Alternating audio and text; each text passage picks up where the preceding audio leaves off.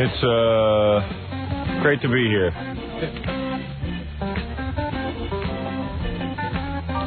Friday. This week went pretty fast, so it wasn't so miserable. But it's almost Monday. Just because the week went fast for you, you think it went fast for everyone else? Yeah. Didn't it go fast for you? Admit it. It did, didn't it? I know when your week goes fast. Oh, yeah, baby. Good morning, everybody. Yes, I know. I have to take a break. I was listening to that song by Patti Smythe. Baby, love. Sometimes love just ain't enough. Sometimes love just ain't enough. Have you ever found those moments? No, not lately, no. I was thinking about how she's now dating John McEnroe, and they're real tight, you know? Cuddly. Yeah, and how, like, when I was out in California about 2 years ago, she picked up the phone and called me and asked me out. And I didn't go because I'm married. Stupid ass. I should have just gone. I should have told Allison I did it for the show. What, had sex with her for the show? Yeah, I had to do it for the show. I had to tell Robin about it. Never been able to manage that one. No. I had sex for the show. I was looking at a bikini picture of Amy Lynn in the newspaper today, in the Daily News. You know, they had a little shot of her at some party. Yeah. I said, I'm going over there and having sex with her for the show, so I can tell you what it's like. Tell you if she moves around a lot. Right. Well, you'll be the sorry one. Dude, I would not be sorry. It's worth it. It's worth all the hassle it would cause me. Hassle? What about that wonderful relationship? Yeah, she'll get over it.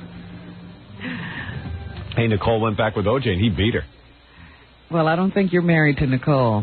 That's your problem. Yeah. OJ used to sleep with women. He did everything. I know. Nicole always took him back. My wife would take me back, I think.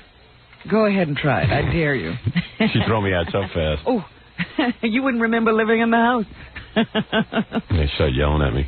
I don't love you anymore. Your life would be so miserable. I think he could make you miserable in about 1,000,000 ways. Oh, yeah.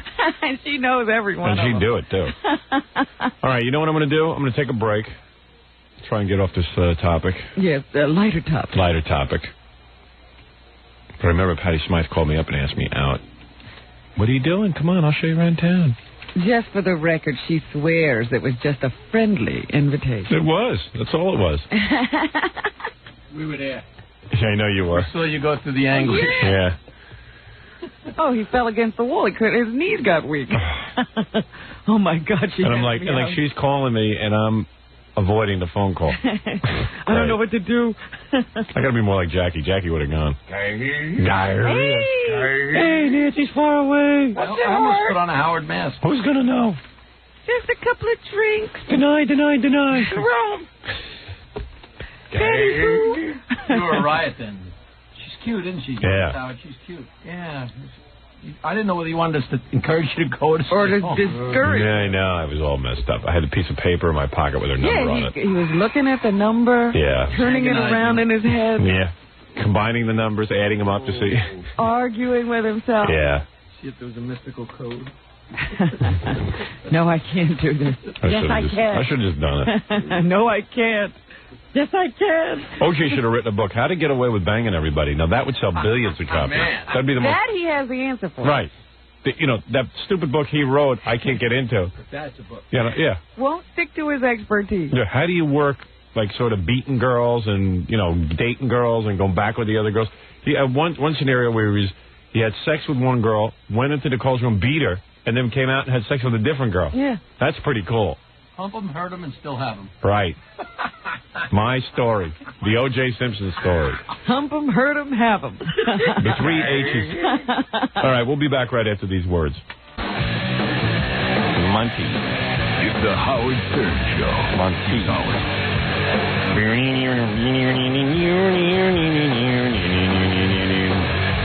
I don't think you need to be a fan of Monty Python to play the Monty Python CD. The game is so cool. And maybe you'll become a fan. That's right. Too. Yes. Yo. I'm walking around with there's tons of... You know how many articles I counted on this rest stop fiasco? So far? Because I'm sure they're not done. No, they're not done, but there's over 150 in my briefcase alone. Literally, I should show you the piles of... I'm going through them. This is a pile of articles on just the rest stop, on the naming of a bathroom after me. It's amazing to me. I'm just going to stick them all in my briefcase because, I mean, I don't know. I never know. You know, I read these articles on the air and stuff, and I don't know if I bore people to death when I talk about stuff like this, but I do find it outrageous that somebody names a rest stop after me, and there is such an uproar over an obvious joke. A fun thing. Yeah. Well, actually, it's about time something knocked OJ out of the headlines, and I came on real strong, so I knew I was the man to do it. You were the only one who could topple the great and wise OJ. I wrote a poem about you, and I wonder if I should read it. A poem? Well, I was sitting and, sort of writing at my desk last night, and you came to mind, and I began... When did you start writing poetry? Oh, I've been doing that for the last month or so. It's a new hobby of mine. No, seriously. Our poet laureate. May I read it to you? I would love to hear your poetry. Right. Here we go. No. I think you'll be quite impressed. No, seriously. I wrote this last night. Boy, I'm strapping in my seatbelt. Robin, I am your #1 fan. My body quivers when I see your perky cans. Oh, here we go. You didn't write this. That's Jackie. No, not Jackie. My handwriting. Honest to God. Did you write this? No, it sounds like you. Let me start again. Don't interrupt, please. Dear Robin. No, Robin. Okay, the name of it is Dear Robin. Yeah, Dear Robin. Okay. That's what it's called. All right. You didn't tell me that before. Dear Robin by Howard Stern. Okay. Robin, I am your #1 fan. My body quivers when I see your perky cans. They are beautiful, sexy. They are full of class. Step out of that room so I can check out your ass. I'm sure it's bubbly, firm, the color of chocolate mousse. Oh, my Robin, I want your booty juice. Oh, stop it. Let's go out to dinner. Go wild. Have a few beers. Whoa. By the end of the night, I'll have your ankles behind your ears. What do you think? You did not write That's that. as far as I got. Wrote it at my desk. Prisoner. No, wrote it at my desk. What cell block is that author in? I don't know. Some guy wrote this. Some guy sent a letter, and I just said, "Oh my God, this is what?" Which parking garage? Yeah, right. The guy gave a phone number, but. Oh well, we ought to call him. Tell him I liked his poem. Yeah, it's pretty good, isn't it? Yeah. Robin. Booty juice. Then the guy writes, "After you have been pleasured, you will consider me your best sexual teacher." We got to call this guy. Signed, Colin Ferguson. Oh. That's it. You want to call this guy? Yeah. I gotta find out all about him. Hey, Gary, call this guy who wrote the poem to Robin. Here's the phone number. You can see if he's in. Just give him a call. Right. There's a 408 area code. I don't know what that is. That's 408. It might be Mars, Fred. All right. Not my exchange. Right. All right. Let's take a few phone calls just to get the morning going. We have a lot of people stopping by today. KKK message. I will play. Gee, I know I promised it all week, but I will play my interview with O.J. Simpson, and also one of those girls who called in last week. She's looking for a lesbian with a husband. I don't know if you remember the phone call. Oh, yeah. She's coming in? Yeah, she's coming by, and Heraldo Rivera's calling in. There's a lot of different things going on while we do the show. So big show. Big show. Very, very big show for a Friday.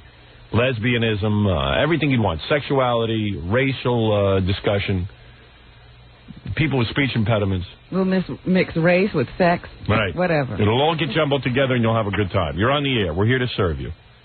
Yeah, how you doing? I'd like to speak to Howard. Yes, you're on the air. Cool. That's all you wanted to say? Thank you. Mm-hmm. What can I do for you? Well, I wanted to talk about the rest stop more. All right. Go ahead. Oh, he wants you to talk about the rest. Oh, you want me to talk about it? Hello? Uh-huh. All right. Some guys like to call up and just say rest stop and see if I'll go with it. Yeah. The poet's phone is disconnected. What a shame. just Too bad. missed him. Well, how long ago did you get that letter? You kept me from my love. This reminds me of, actually, I just got that, to tell you the truth. Yeah. These things are very tentative. Right. Hello? Hi, you're on the air. Yeah, can I guess the Jew? Oh, we didn't play yesterday. Well, we're going to play today because we even have a prize. You're not playing today? Yeah, we're going to play today, but later on. Maybe we should play now. Yeah, you know we'll never get to it later on. Are you a Jew? No. What are you? I was born Catholic. You like Jews? I don't really know any. How do you manage that? Where do you live? Do you live in New York? Yeah, Whitestone. How do you manage growing up in Whitestone and not knowing any Jews? How did you get rid of the Jews? Yeah. So share with us how you get the Jews out of your life growing up in New York City. I mean, that's outrageous. I went to Catholic high school. Right. I avoided them, I guess. Yeah. Where do you work? What kind of work do you do? Tutor. You're a tutor, like a math tutor or something? English. English tutor? And you've successfully managed to avoid all of the 12 billion Jews in New York? Yeah. Yep. Now, here's another guy who could write a successful book. How to avoid Jews in New York. You have quite a talent there. So that's amazing to me. That you were able to avoid Jews in New York. Now, I could see growing up in Montana and avoiding Jews. Yeah. That would be a tough trick, but New York? to say that you successfully did that in New York is amazing, especially Whitestone, which is Jewish. There are Jews in Whitestone. For sure. Well, not a big percentage. Could Fred and Jackie have lunch with you? They have questions they need to have answered. No, but you've certainly met Jews, right? Yeah. Yeah, I mean... And you have to have done business with them. No. No, he hasn't. Wow. He's telling you he hasn't. And have you formulated an opinion about the Jews? Well, I mean, I knew someone in junior high school, but... Go ahead. A lot How of was times... What? Sometimes I see them and they act stuck up. Right. Okay, now we're getting somewhere. So you have seen Jews in New York. Well, I mean, the ones that I knew a long time ago when I went to junior high school. Now, in junior high, you weren't at the Catholic school, right? Right. Okay. And you weren't in Whitestone. No, I was in Whitestone. Oh. And you would Whitestone's see... not So in the public... Jewish, really. I'm sorry? Whitestone's not a Jewish neighborhood. No, it's not a Jewish neighborhood, but I know there are Jews in Whitestone. I saw some. I know of one. Yeah, that's the only one, maybe. I don't know a lot of them. Right. So when you were in school, how many would you say you saw? Before you Well, went... I only knew one, I guess. Now, were you so traumatized that your parents put you in Catholic school, or you just were going there anyway? Well, that's... And around here, the high schools, Catholic high schools, Right. it's less dangerous. Right. Because too many Jews will beat you up. Well, no, it's not that. No. The Jews. Not the Jews, the blacks? Well, yeah. Yeah. Oh, you have blacks in Whitestone, but not Jews. No, not Whitestone. Oh, High schools not around Queens. In Queens, there are blacks who end up in the public school system, while in Whitestone, there are no blacks. You might end up in a school system that is surrounded by blacks. Yeah. How many blacks were in that school? Well, no, it's not just blacks. It's Puerto Ricans, I know. It's just the public high schools, just generally, not dangerous. Yeah. Even the white kids turn bad at public high school. Is that what you're saying? It's the mixture of the races, I think. Yeah, it's just a whole big It mess. doesn't work. I'm sorry, what did you say, sir? I can't hear you. It's the whole experiment's a big mess in the public high schools. Right. I see. So it was so were there a lot of blacks in this school? The junior high school? Yeah. No. No. All right. They got bussed in, like a few bus loads. But you had enough. You outnumbered them so much that they really couldn't be a threat. Well, yeah, you want to say that, yeah. No, I don't want to say that. I'm just trying to put words in your mouth. So the white kids were mostly Catholic, but then you had this one Jew, and you say he was stuck up? Yeah. Like how would he show that he was stuck up? Just a general attitude. Walk around like he was better than everyone else, as if he was God's chosen people. So he didn't mix with the Catholics. Well, not in a friendly manner. No. Right. Ah. I see. You tried to be friends with the guy, but he was stuck up. Right. Well, I noticed that he was stuck up before I tried to be friends with him. Right. Did he exhibit any other kind of odd behavior? Big nose? Did he have a big nose? Yeah. He did. Did he have flashy clothes or? No. And he wasn't good at sports either. He wasn't good at. He had a big nose. He wasn't good at sports. And did he lend people money? No. I see. Did he brag about money? Not to me. Did he have a lot of money? Not more than the other people in the school. Mm-hmm. Okay. Big nose, stuck up. Sounds like me, actually. I'm half Jew. You half. could have gone to school with I'm only half, sir. Please, don't hold it against me. So you say you met this one Jew. Now, other than this one Jew, were you able to meet other Jews? No, he's the only one I ever met, really. Even in your tutoring, you've never tutored a Jew? Well, I tutored mostly people that weren't born in the country. That are English. You might want to talk to our own Fred, who was born on another planet. So you're saying that you, even in your tutoring job, you don't meet Jews. Now, surely you must have met more than one Jew, but that's it. You say one Jew is all you've met. Right. Now, how do you feel about Do you not go out of Whitestone? Well, I mean, yeah, I do, but sometimes you can't identify the Jews. Even they might be among him, but they're hidden. Right. So generally, what's your feeling on the Jews? That they're stuck up? Well, if they're really into that chosen, yeah. I mean, you have to be if that's what you believe. If you're the chosen person, right? Chosen religion. So did you formulate a lot of your opinions at the Catholic school when they would talk about how the Jews were always saying they're the chosen people, which is utterly ridiculous. If they were chosen, then why would they be picked on so much, right? Right. Well, we didn't really talk about that. They didn't teach that in the school? They didn't teach. No. They didn't teach about the Jews. But you, where did you hear about this chosen people stuff?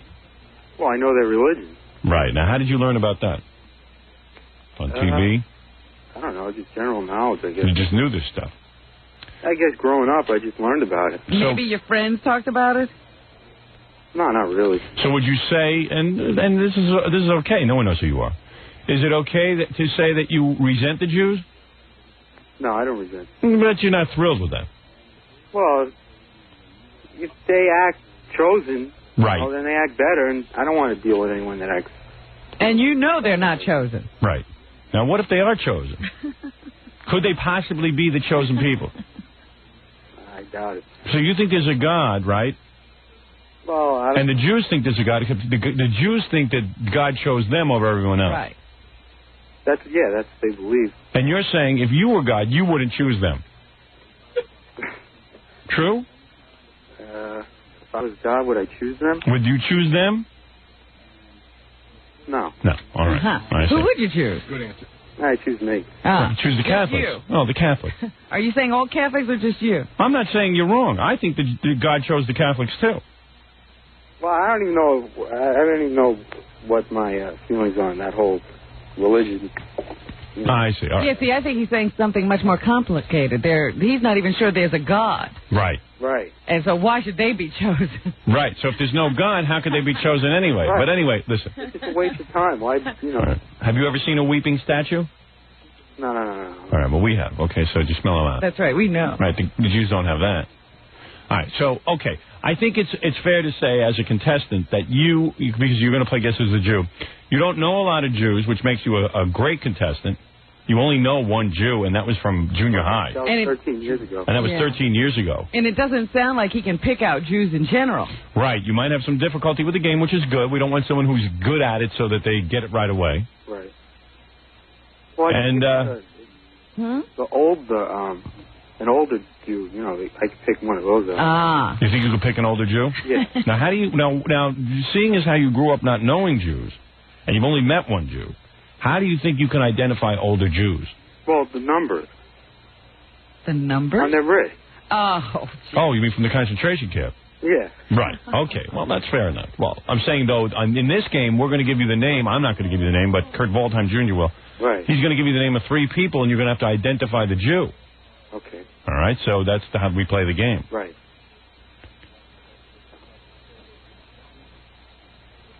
We're starting a new game in a couple of weeks. We're going to put people out on the street and see if they can pick out Jews on the street. He should be the first contestant. You would be terrific.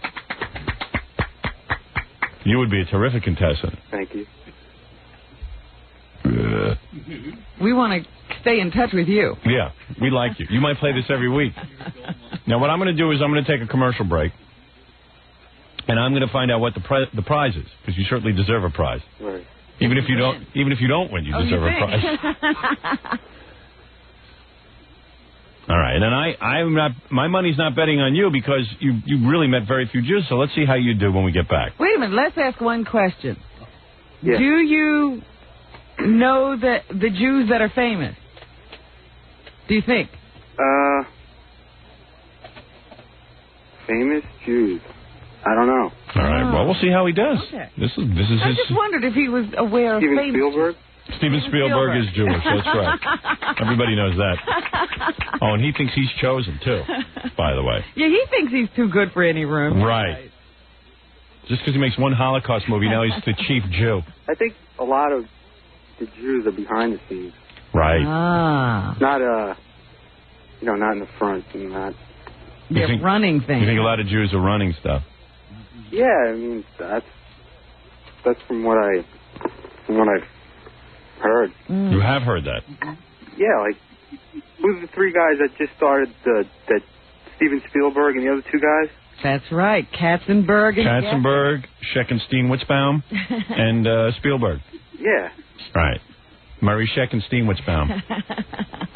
Did you ever hear that guy? He's like the head Hollywood guy. He's the biggest guy. He runs Steven Spielberg, Murray Scheckenstein-Witzbaum. Right. And he's got more money than Steven. Right. He has a little more money. He's the top Jew. He's the head Jew in charge. Look for that name. All right, so you have heard that the Jews are in control. Well, I think, like MGM, that was started by the Jews. Yeah. And now it's big. Metro Golden Meyer Watzkowitz.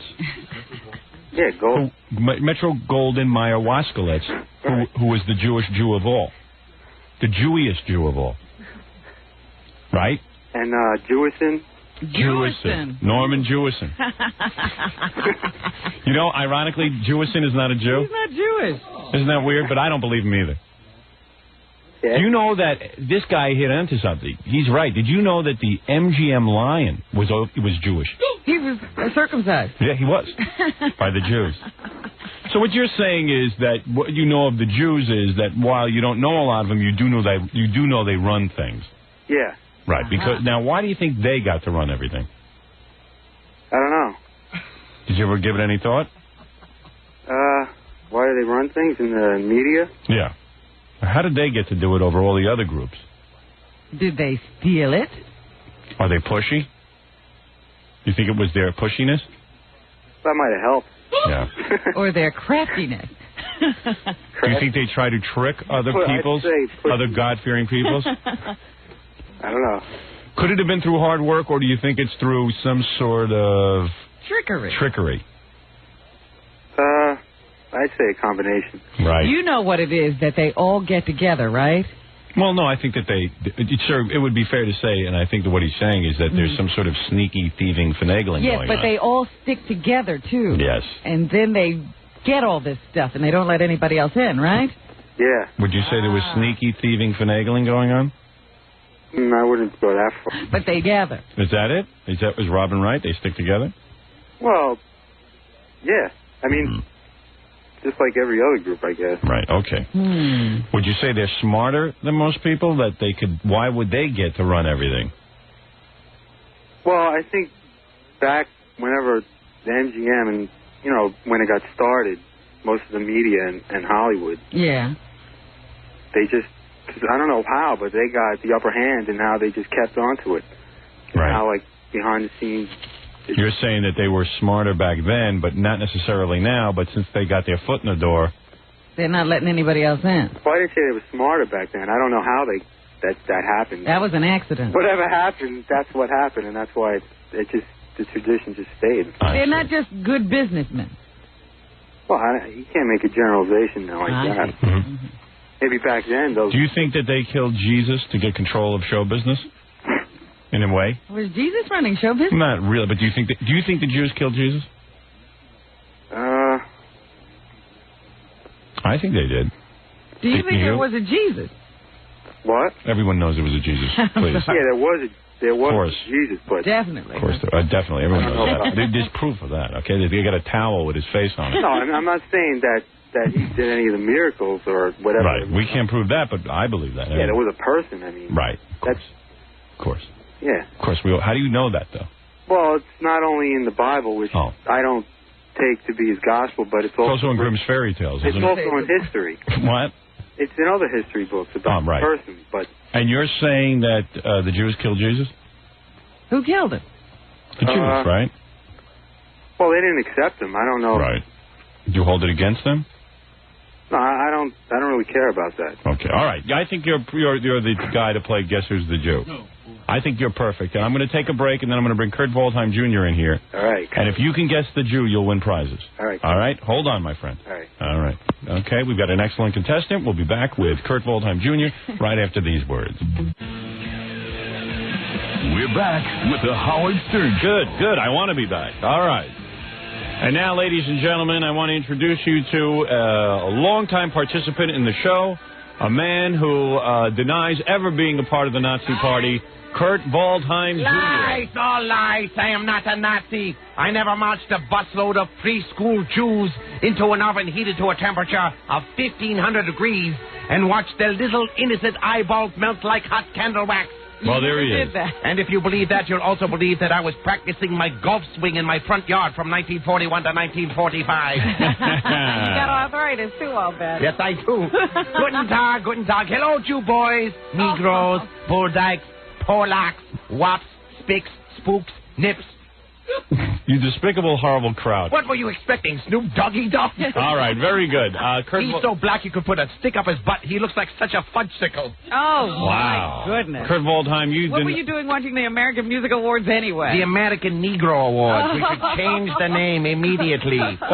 Kurt Waldheim, you've always expressed your opinions on the air, but you do categorically deny that you were in the Nazi Party. Is that correct? Not a Nazi, not even for 1 second. By the way, I have a special guest today. You'd like to meet her?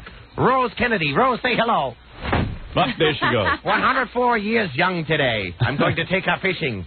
First, we'll carve out the uterus and put it on the end of my fish hook. Sharks love uterus. Is that you use her uterus as bait? Exactly. Is that correct? Wait till you see what... Never mind. And she won't mind that at all. Not at all. Not at all.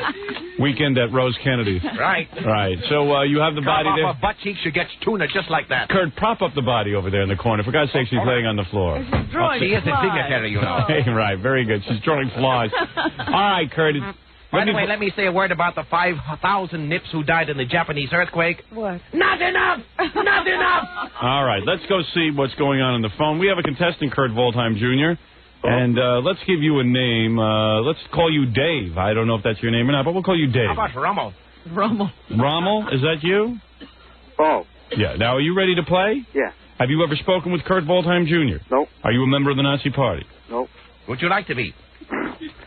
What? How can you recruit, Kurt? You're not a member. Kurt, now you tell me you like this guy on the phone. I love him very much. I'm sorry? I love him very much. Would you rather play Guess Who's the Jew or Cook the Jew? We'll talk later. Don't worry. Kurt, believe it or not, this is a gentleman who is on our phone, and he says, his claim is that he has only met one Jew in his entire lifetime of living in New York. Impossible. They must be sneaking around, skulking. You know how crafty they are? Yeah, well, they don't announce it. Yeah. True. They have secret handshakes, you know. All right, let's play the game, Kurt Waldheim. Now, Kurt's going to give you... By the way, where is Giddy Boy with the prizes? Gary? You must be referring to my own boy, Gary. Of course, Delabate is Italian for missing link. Kurt Waldheim hates all ethnic groups. Especially Gary. Weren't we all on the same side during the war, the Italians? Could you watch that? Why don't you eat a Listerine popsicle? Another Italian general manager, Tom Cisano, is going to let us give away a CD player. Wow. The Guinea Mick. Now, are you telling me that you can... what do you mean, Guinea Mick? Guinea Mick. Is he a half Guinea... half Mick. Is he half Irish? Oh, yes. Now, you know... could tell. You could tell everything, huh? Is the Pope a Polak? Yes. All right, so, you know, you can tell... See, that's the great thing about Kurt Waldheim. He can pick out someone's ethnic group in 2 seconds. I can smell him a mile away. All right, let's play the game. Do you understand the game? For those of you playing at home or those of you in our new markets, let me briefly give you the rules. Kurt Waldheim Jr., your host, will give you the names of 3 different Hollywood celebrities. Right. And when he gives you those names, it's your job to pick out the Jewish person. Only one of them will be Jewish. That's And the right. other 2 are Gentile. Right, A okay. few simple rules. No subhumans are allowed to play. That means no queers, dotheads, spooks, slopes, moodies, mixed heaps, darkies, faggots, wops, spicks, kikes, frogs, limeys, bulldykes, wetbacks, schwiggers, or that fatty Ralph. Schwiggers. Schwiggers. What is a schwigger? A schwigger is like a schwoogie. Okay, let's... Doesn't everybody know that? All right. Obviously, you've got a new one on us. All right, Kurt Waldheim Jr., let's have the 3 names. Are you ready to play there, Rommel? Yes. All right, here we go. Rommel. Here you go. Movie Mockies. Movie Mockies is the category. Here we go. And here are your choices. Dummy Moore, who is married to that fathead Bruce Willis. All right, Demi Moore, the very beautiful Right. Charlotte. Go ahead. Ellen Barkin, star of the films Dinah, Switch, and most recently Bad Company, in which she actually kisses a black man. Which you hated. Despise it! All right, Ellen Barkin, the famous actress. You familiar with her? Yeah. Okay, so we have Demi Moore, Ellen Barkin. And number 3, Uma Thurman. Uma Thurman. The big-hooted co-star of the film Pulp Fiction. All right. Are you familiar with Uma Thurman? Yes. All right. So we have 3 names in the category of movie mockeys. This is a tough one. We have yes, it is Demi Moore, Uma Thurman, or Ellen Barkin. Ellen Barkin. Okay. wow, I don't know who I'd pick. I know who I'd pick. Well, Come on, let's see Rommel. what What's your Rommel answer? will do. Well, Rommel, of course, it's not up to me. It's not up to Robin. It's not up to Jackie Jokeman. It's up to you. I don't think it's Demi Moore. Think out loud. Go ahead. Your time is. You still have some time to think. You don't think it's Demi Moore? Go ahead. And Uma Thurman? I don't know. I don't know about the sound of that. Are you going to go with Ellen Barkin? I guess there's only one left, isn't there? Well, don't try to force him into an answer. I'm sorry, Rommel. I'm sorry. I'm not. Rommel's not a great thinker. Would have lost the war if he was. Should play poker with Tom Chiasano. All right. Well, I see your clock is running out. I'm going to have to ask you for an answer. Pick one. Ellen Barkin. All right. Let me turn to Kurt Waldheim Jr. Did you say Ellen Barkin? Yeah. You are correct. Oh, Wow. I would have been wrong. A Jewess from the Bronx. That's who I picked because Uma Thurman isn't Jewish. Not I at was all. picking Uma just because of the weird name. Really? Yeah. No. Her name almost got me. Yeah, you almost said that was you a know Jewish how name. trendy those Jews are. Uma could have been like one of those Israeli names. Uma. Thurman. I know they call their mothers Ima. It so could have been Thurman, right? Right, Thuman. Thuman. But anyway, it is Ellen Barkin. You do win, and we've got a wonderful prize of a CD player just because you knew who the Hollywood Jew was. All right? Well, congratulations. Congratulations to you, and thank you for playing. And Kurt Waldheim, thank you. See you later. Catch you at the meeting, Rommel. All right. All right, thank you. Thank you. And the only game show where it pays to know who the Jews are. Thank you. The guy played very well for a guy who only met one Jew 13 years ago. Call us if you meet a new Jew. Cool. By the way, if you'd like to play a bonus round, schedule an appointment down here, and we'll have you in the studio, and you can actually go out on the street and try to identify Jews. As 3 people walk by on the street, and the first Jew that you pick out, you can win big, valuable prizes, okay? Would you like to do that? Easy. All right, thank you. Hold on. He'd like to do that. All right, well, there's a guy who obviously is after a lot of prizes. We got to take a break. We'll be back. Thank you, Kurt Waldheim. Dankeschön. All right, we'll be back right after these words. It's the Howard Stern Show. Here's Howard. All right. What we're going to do now is I get very, very disturbed. About? No, there's too much commotion in here during the commercials. Chiasano, our general manager, has this really weird move. Like if he thinks something's extra funny, he pops his head in and goes, hey, and he means it as a compliment. He'll pop his head in and go, hey, Fred, very funny Kurt Waldheim Jr. You know, like a compliment. And I mean, I know it's very nice to compliment, but it's like, I really don't even want to know he's here. And I mean, no offense, I just don't want to, I don't want to feel like my dad is watching me. Doesn't help, especially today when he has on one of those soupy sweaters. No, the soupy sweater doesn't match the green pants. Can I strap him into his chair so he just doesn't bother me and he hides somewhere and I don't see him in the bathroom and I don't hear That's a difficult one because I know, Gary is in charge of keeping everybody else out of the studio. Yeah. Gary can't dictate to Tom. No, I don't want Gary. I don't want Gary to dictate to Tom. That's not what I'm asking. I'm asking at least if Tom could just sort of police himself and stay out of the studio. Well, that's what I'm saying. Somebody has to tell Tom that he should, and the only person who can do that is you. I've told him that. And you know what? And it also gets into, he'll come in and he'll go, that was a great Kurt Waldheim Jr. Like, and in my mind I go, well, what's wrong with the rest what's of the wrong show? with the rest of the show? Right. But if something's particularly funny, if it hits Tom's funny bone, he'll come in and go, I couldn't stop laughing during that. And I know he's doing it to be a pal and to be like part of the team. Yeah. But in my perverted mind, it starts to be like, well, gee, did he like the other stuff? Or, who needs his critique? And then you got to get into this whole phony smile thing where I'm sitting there and I'm going, yeah, thanks. Hey, man. Yeah. I got a big smile on my face. And everyone, right? You got the big pain. And we have to go, yeah, it was good. And we have to, get in on it with him. Now I just keep my head down while he starts critiquing, and then he leaves. Oh, really? Yeah. Nobody responds. Yeah. It's like he's talking to an empty room, so he just... Yeah, you don't look at him either, right? I noticed I'm you working, and Fred goes to his work. Yeah, we're busy. So I use the commercials to plan out the next 10 things I'm going to do. You know, that's sort of my job. It'd really help if he just stays out of my life. Well, now he won't come in. No, I don't want him to come in. Now he won't come in. Yeah, when we're talking about him, he won't come in. But he comes in, and it's this whole thing like, hey, I really like Kurt Waldheim.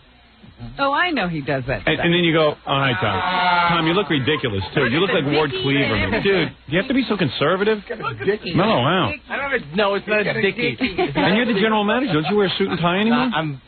I'm leaving early this morning. I'm driving upstate. Oh, you're going upstate? What, a golf tournament? No. Snow golf. I swear to God, priests dress hipper than Tom. Honest to God. This is just driving clothes. Oh yeah? What are you doing? What are you doing upstate? My son's playing. No, we did that, and but Tim's playing in a hockey game tonight, and I'm driving up there to watch him play. Oh, is that right? Yeah. Yeah, he's into the whole father-son thing. Oh yeah, he's a good dad. I sometimes feel guilty when I feel real guilty when I talk to Tom because. What are you saying? Howard doesn't love his kids? I think that's what he's saying. No, I don't. God, that's what he's implying. But sometimes I feel real guilty because Tom puts in so much quality time with his son. I know. Every other thing he does. He does? No, yeah, Tim hates it. Oh, he does? Oh, absolutely. Look how you dress. You have to be really Tom. But it's the kind of thing where, well, if he hates it, why does he do it so much with you? You just force yourself on him? Absolutely. Really? Kind of like I force myself in here during breaks. I force myself on my son. It's kind of hard to pick up girls and stuff if your dad's with you. I'm not around that much. Yeah, all right. No. I think Tom's living through Tim's life. I think so. I think this is all the stuff Tom wanted to do. No. Hey, Tim, is that your dad? And he's like, no. It's my coach. Hey, is the guy in the goofy sweater your dad? Yeah, who's that? Who's Ward Cleaver? Yeah, right. He's a stalker. Yeah, Tom's like a stalker with his own kid. But anyway, Tom, seriously, don't poke your head in and critique, even though it's nice. Problem. I mean, I know you're a great guy. Don't get me wrong. You mean it in the nicest of ways, but no one wants to sit there and hear that something was particularly funny. I didn't come in, but no problem. Because then I start wondering, hey, I haven't seen the guy in 2 days. Maybe I've been on a real bad streak. You know what I'm saying? It's hard. I feel bad saying it, but I've said it to you before. Don't critique, even if it's positive. People who do this for a living are very sensitive anyway. But all I'm trying to do is to give a compliment because people also complain. You know what? Most people never give compliments. Excuse me, have you ever heard us complain about that? Yeah. We've never said to Tom, can you please come in and compliment us? Absolutely. There have been conversations on this air about, you think once somebody say something nice. No, that's Jackie about me. Wait a minute. You know what? Tom thinks we're talking to him. Yeah, I know. No, I didn't say you. Tom, we don't mean it for me. No, we don't mean it about you. There's somebody else we mean it about. Okay, that's all. We don't really consider you important. Thank you very much. Yeah, thank you very much. Your compliments fall on deaf ears. Yeah, right. Your compliment is like getting a compliment from the guy in the street. Right, got it. All right. Oh. Okay. But seriously, less Tom equals sort of more fun for us. That's sort of the equation. If I could put it in math terms, that's the equation. You and Tim, okay. Right. I'm a lot like your son. Okay, no problem. He is a big, dopey son, okay? That's how I think of my son. There you go. All right. There you go, Tom. You see, we're all smiling and having a great time. All right. Now what are you going to say when I... Those green pants don't go. What in the world? We'll send out a special signal when we talk about you so you know we're talking about you. All right. That's your signal. You look at him and you wonder if he has mirrors in his house. Yeah. His big green pants with a brown sweater. He might as well be a flag. And a yellow shirt. Green, yellow, and brown. Oh. And people make fun of the way I dress. And those pants make Tom's ass look about as wide as an ass can be. Did you see it? And Tom doesn't have a bad physique. Turn around, man. Show Robin your ass. Look at how wide it is. And you're not a bad-looking guy. You're a good-looking guy. Why would you dress so that... The sweater has got some green in it. The turtleneck is white. It's not yellow. The pants are beige. green. Tell it to Stevie Wonder. The pants don't fit you that well, do they? You're right. Your pants are probably not great. Yeah, it makes you look like a big fat ass. Makes you look like you've been sitting for 20 years. Yeah, right. Which you probably had. And there's a guy who sits for a living. Right. Right. Instead of two. So what? Tim doesn't want you to drive him to the hockey game? No, I'm not driving him. He's going. I got a team bus, and they're driving up, and I'm just going up to watch him play. Oh, so he doesn't even want you there. He's going to drive alongside the bus. What did he say to you? You don't have to go to the game? I'm like Corky. Right. You're right. chasing the bus? Yeah. Pull your bus over. Pull your bus over. What are you saying? That your son doesn't want you to watch the game? No, I can dig that. That's how I was with my father. I mean, I think he likes me being there. Yeah. He just doesn't like hanging around with me. Right. Yeah, Are you going to be... Oh, so do you ever think your son will become a professional hockey player? No, he's not into that. No? My daughter doesn't like hanging... My oldest daughter doesn't like hanging around with me. My 8-year-old does. Still. She has the 8 is the greatest age. I don't know if you remember back that far, but 8 is the greatest age where they... You know, they're not uptight about their friends. They still want to hold your hand and, and hug you and stuff. And it's really kind of cool. And my 12-year-old is like, ugh.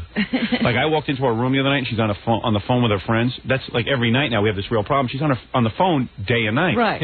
Same thing with Tim. Yeah, but, I want her doing her homework. I don't want her to turn out like a retard like me. So I walk in the room and she, puts the phone down and goes, oh, hi, Dad. So her friend won't hear that I'm in the room. I mean, how would a friend, she doesn't want me listening in. And she doesn't want you to hear any of their conversations. She doesn't even feel like talking in front of you. She goes, what are you doing in here? I said, I just came in to say goodnight to you. Okay, good night. And then, At least it's a conversation. Most everything else is monosyllabic. Oh, really? Yeah. No. Oh, it gets worse. Oh, absolutely. So then she's on the phone, and I just figured I'd, hang, and, wait till she got off the phone. And, absolutely. Yeah, and she wanted me out. So I start walking out the door, and I hear her get back on the phone and say, she said, oh, he's so, goofy or something. Something weird about him. Because she wanted to be cool in front of her friend and talk stuff about her dad. Or maybe she really feels that way. Yeah. But how could she know I'm goofy? I'm hardly in the house. You've been trying to hide it. Yeah, I mean... There definitely is that awkwardness when they're on the phone and you want to talk to them. Yeah. And the phone conversation comes first. Yeah, I know, and I thought I was cool. I thought I was a real cool dad. I thought any kid would want me as a dad. Guess not. Just what I thought, too. Yeah. You know what? It's probably that everybody else wants you as a dad but your kid. Yeah. Because I know a lot of kids want... I've had kids call up on the air and say, I wish you were my father. It's just the kids you got that don't want you. Well, yeah. I mean, she doesn't think I'm that cool. Right. See, they all want Penelope to be their mom. Right. They just wish she had a different husband. Right. Right. Because you're probably strict or something. Yeah. Yeah, a real hard ass. He's a real hard ass around here, I can imagine. Yeah, he's the same way at home. He doesn't pain in the ass. No wonder your kid doesn't want to be with you. No sense of humor. Walking around full of rules. All right, get out of here. Thank you. I'm sick of you. Never lightens up. No, how come I laugh at Kurt then? What? Okay, go ahead. You laugh at Kurt because you don't know any better. If your boss didn't tell you to laugh, you wouldn't know to laugh. Oh, dear. That's right. Go sew your pants. Go sew your pants. All right. So you've reached that awkward age. Yeah, 12. I think 12. Well, if Deborah's 8, Emily couldn't be 12. Yeah, she might be 11. Something like that. She's going on 12. She's almost 12. I think Deborah might be 9. Yeah. I don't know how old anyone is. So, yeah, that's a weird thing. Yeah. What am I doing? I got a million things to do. I got so many cool tapes and stuff to play for you, but I got to take a quick break. Let me take the break and we'll come back. Okay. All right. Then won the Eagle. Howard Stern morning. You're right. All day. 97.1 The Eagle. Let's return to the Howard Stern Show. By the way, let me remind you, it's very important that our fans get the word that on the E! Show tonight, the world television premiere of The Laughing Stock. Now, while we are used to it... That hasn't been seen on TV yet? No, while we've seen it in here every couple of days, The Laughing Stock is that chair I bought out of California made out of wood. Some guy actually hand put it together, where you put girls' feet and hands and you tie them off and you can tickle them. Wait till you see it. You'll be laughing at us. Yeah. Wait till you see this thing. It even has stuff burned into it, like lettering and writing and stuff burned into it. Very poorly. Yeah. World Tickling Association. Yeah. Burned into it. So tonight, the world television premiere of The Laughing Stock Tickle Chair. Witness its first victim, a belligerent, drunken stripper. Was she drunk? I think so, yeah. She said she might have had a few drinks. Right. I don't remember. Scott Einziger might remember. He wrote down on my piece of paper, a belligerent drunken stripper, but I don't know that she's drunk. I don't either. I can't remember. I don't know. Scott, get in here. I got to check everybody on this. Anyway, don't miss this show tonight on E! I want to know exactly. I don't even remember the show. What makes you say she was drunk? These were the girls that Lee brought. Remember Lee? Yeah. And he brought them, and they were drunk. They had beers with them. Oh, yeah, they did. Oh, they said they were drinking? Yeah. I see. I don't know. Yeah. Just why don't you just say belligerent? Why don't you say belligerent? What do you have to... So they weren't drunken. They had a beer. A belligerent girl who had a beer. He's a nut. Anyway, enjoy the show tonight on E, the world television premiere of the Laughingstock Tickle Chair. Thank you. And on this show, if you drink a beer, you're drunk. Oh, yeah. She seemed okay to me. You got to go to an AA meeting. Yeah, right. With a bottle of beer. Also, speaking of drunks, Jackie the Joke Man Martling. He had more than one beer. To order Jackie's Wild Comedy CD or cassette, it's $10 plus $3 shipping and handling. Jokeland special, buy two, get one free. Call 1-800-323-KING. Saturday night, February 25th, he'll be at Vans in Freehold, New Jersey. Vans, V-A-N-N-S. For filthy jokes and info, call 516-9221. Remember, 516-922-WINE. Do people really call for filthy jokes and info? Oh, all the time. I do. I called yesterday, as a matter of fact. I needed some info. All right, anyway. What kind of info did you Oh, I wasn't understanding the O.J. trial. I thought maybe I could get some information on it. I was having trouble following it. I thought they were talking about a wheel and not a will. I explained the whole thing about running plates. Yeah. Well, let me just say something. This was kind of interesting good discussion we had during the commercials. Jackie has obviously gotten me into it by giving you a vague reference. Yes. So, not realizing what we've said on the air. No, I don't want to be anything by you. Oh, he's reading your mind. Yeah. Anyway, during the commercial, we got into this discussion about the O.J. trial, and I didn't understand this, but that cop guy, that dude who was friends with O.J., Ron Ship. that guy I'm sick of already, that guy who should actually be in jail for not doing the right thing when Nicole would say that she was beaten by O.J. But anyway. Yeah, I wonder why what he's doing isn't incriminating himself. Nobody gets incriminated. You get immunity for being on the stand? I don't know.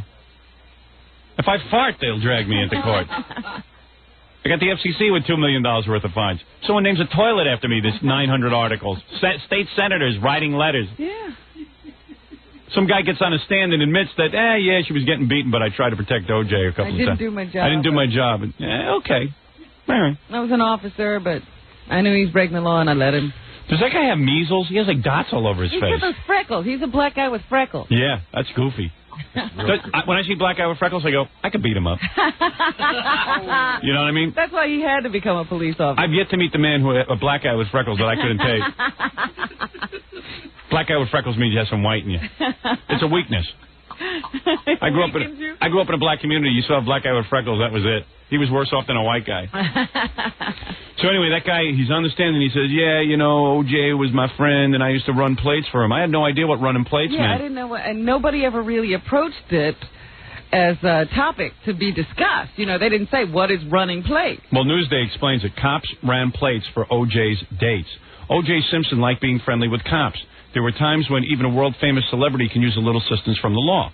When he saw an attractive young woman driving a car, Simpson would copy her license plate number down, call a police buddy, and have him trace the plate for the woman's name and address, according to one willing recipient of one of those calls. And then he would just show up? Well, let's see. Let's read on. Probably call her. Former L.A. police officer Ronald Shipp, who testified this week in Simpson's murder case, that the football great told him he had dreamed of killing his ex-wife. You know the whole story on there. Mm-hmm. Told the court yesterday that he checked license plates for the Simpsons mostly to investigate suspicious vehicles in the neighborhood. Yeah, like there was somebody after O.J. I suspect there's a beautiful girl. Yeah. I got a suspicion there's a beautiful lady in there. Like he can't meet enough girls. This is a guy who used to go down and cover the Hawaiian Tropic or something with bikini girls. That should have been enough to service him for the whole year. But O.J. could go into any club and the women would come to him. Right. So he's copying down plates. The license plate rundowns were part of a dating game played by Simpson and his friends, said the woman. Gee, boy, you're not safe. You know what friends? But the point is, I mean, you're not safe on the streets. I mean, cops are giving out your home address and phone number.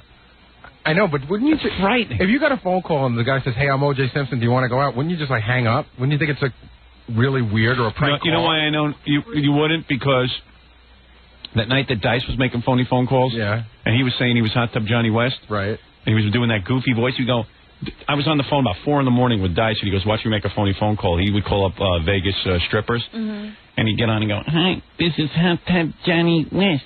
Like a weird voice like that. Right. And they would agree to go out with him. Right over the phone. Well, let me tell you. And who's Hot Tub Johnny West? You think that's wild. There's a guy out there somewhere who was calling women, and he would say, open your door, go to your room, strip off your clothes, and put on a blindfold and wait for me. Really? And 15 women did it. And now they're trying to charge him with rape because he came over and made love to them. They claim they thought it was their boyfriend or their husband.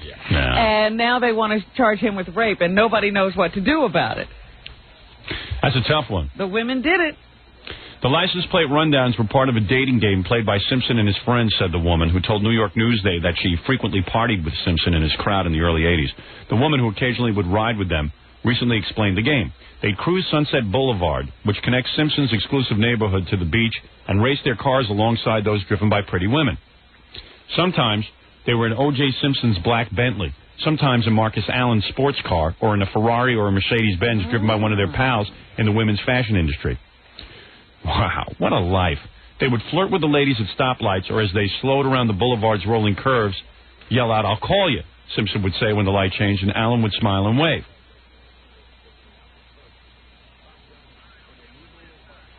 So, they'd see it was O.J. 40-year-old men acting like teenagers. And getting away with it. And believe me, I'd be doing the same thing.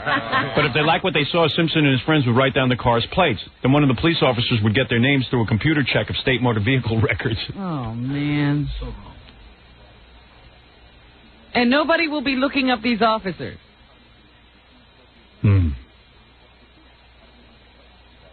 Cool. Simpson and Allen, and sometimes Simpson's longtime friend A.C. Callings, would invite the women to one of their fun houses, either to Simpson's estate on Rockingham Avenue with his jacuzzi available for late-night soaks, or to an ivy-covered home of a woman's clothier where they parked fancy cars on the street, played tennis, and drank in the back. What is he killing people for? How could he be upset? Yeah. How could anything piss you off? How could he get mad about anything? I heard when O.J. and A.C. were escaping in the Bronco that day, they met 10 chicks. They were trying to run license plates from the car phone. You know what? I Right. can tell you, all those police cars out there were checking girls. Yeah. This is O.J. Simpson. O.J., give yourself up. All right, look. Some girl just passed out. I just heard a license plate. Give me a call back and tell me who that was. I mean... All right, O.J., one last time. We'll do this for you, but after this, you got to go to jail. All right, okay. Thank you. I really am innocent. Thank you. But isn't that against the law for cops to give out people's phone numbers and addresses from their license plate records? Yeah, I think so. Motor vehicle records? That could be a violation. And there'll be no investigation of this. And did you see? I don't know if I don't know if I'm the only one who checked this out, but did you read? They showed up on the screen O.J.'s letters that he wrote to Nicole. Yeah, 3 letters. He should go to jail just for spelling. That guy's a college graduate. Maybe USC should be put in jail. He said, "Dear Nicole, I think we should start to get things right," something like that. And the word "start" was S-T-A-R-T-E. Did you see that? I remember the word acceptable. He was trying to say there's no acceptable reason for me hitting you. And how did he spell that? E-X-T-I-B-L-E. And he's I'd like to see what he's scribbling on those yellow legal journals. Just very intelligent. But Howard, spelling's almost a joke. Yeah. And this is a guy, college graduate. But, he went to college, on a football scholarship almost before they even had any rules. I mean, it's bad now. Yeah. Back then, I'm sure he probably didn't even, So what are you saying? O.J. never went to class? Probably didn't, yeah. Those guys got buffed right through college. This is not acceptable. Now, I'm going to sound this out. Accept, S-E-P, table, T-A-B-L-E. T-I-B-L-E. Well. Tibble. Acceptable. Accept table. Like table. T-A-B-L-E. See? Accept table. X-S-E-P-T-A-B-L-E. Accept table. I was taught to sound it out. I've always stuck by that rule. Imagine you send a love letter apologizing to your wife and it's written like that. Your wife's got to do. What a moron. Who did I marry? Yeah, big brute. And then he always signed the letters me. Can't spell OJ. M-E. That spell OJ. Start. S-T-A-R-T-E. Instead of chasing all those women, you should go into like an English class or something. You know, because, I know when, like, somebody writes me a letter and there's a couple of typos and, like, some weird handwriting, I get, like, real turned off to them. Oh, yeah. Yeah, like, stupid. Yeah, but you know what the funny thing is? It doesn't appear to have affected his life at all. No. Well, he's a multimillionaire. He's had a great life, and all the women, none of the women seem to be bothered by it. Yeah. You just think you'd be a little But embarrassed. if you wrote that way, would you sit down and write something? Never. No, ever. Like, if you're going to apologize to your wife, why not call her or send her flowers? Or why would you write? Or have somebody else write it for you. Yeah. He's got 10 billion friends.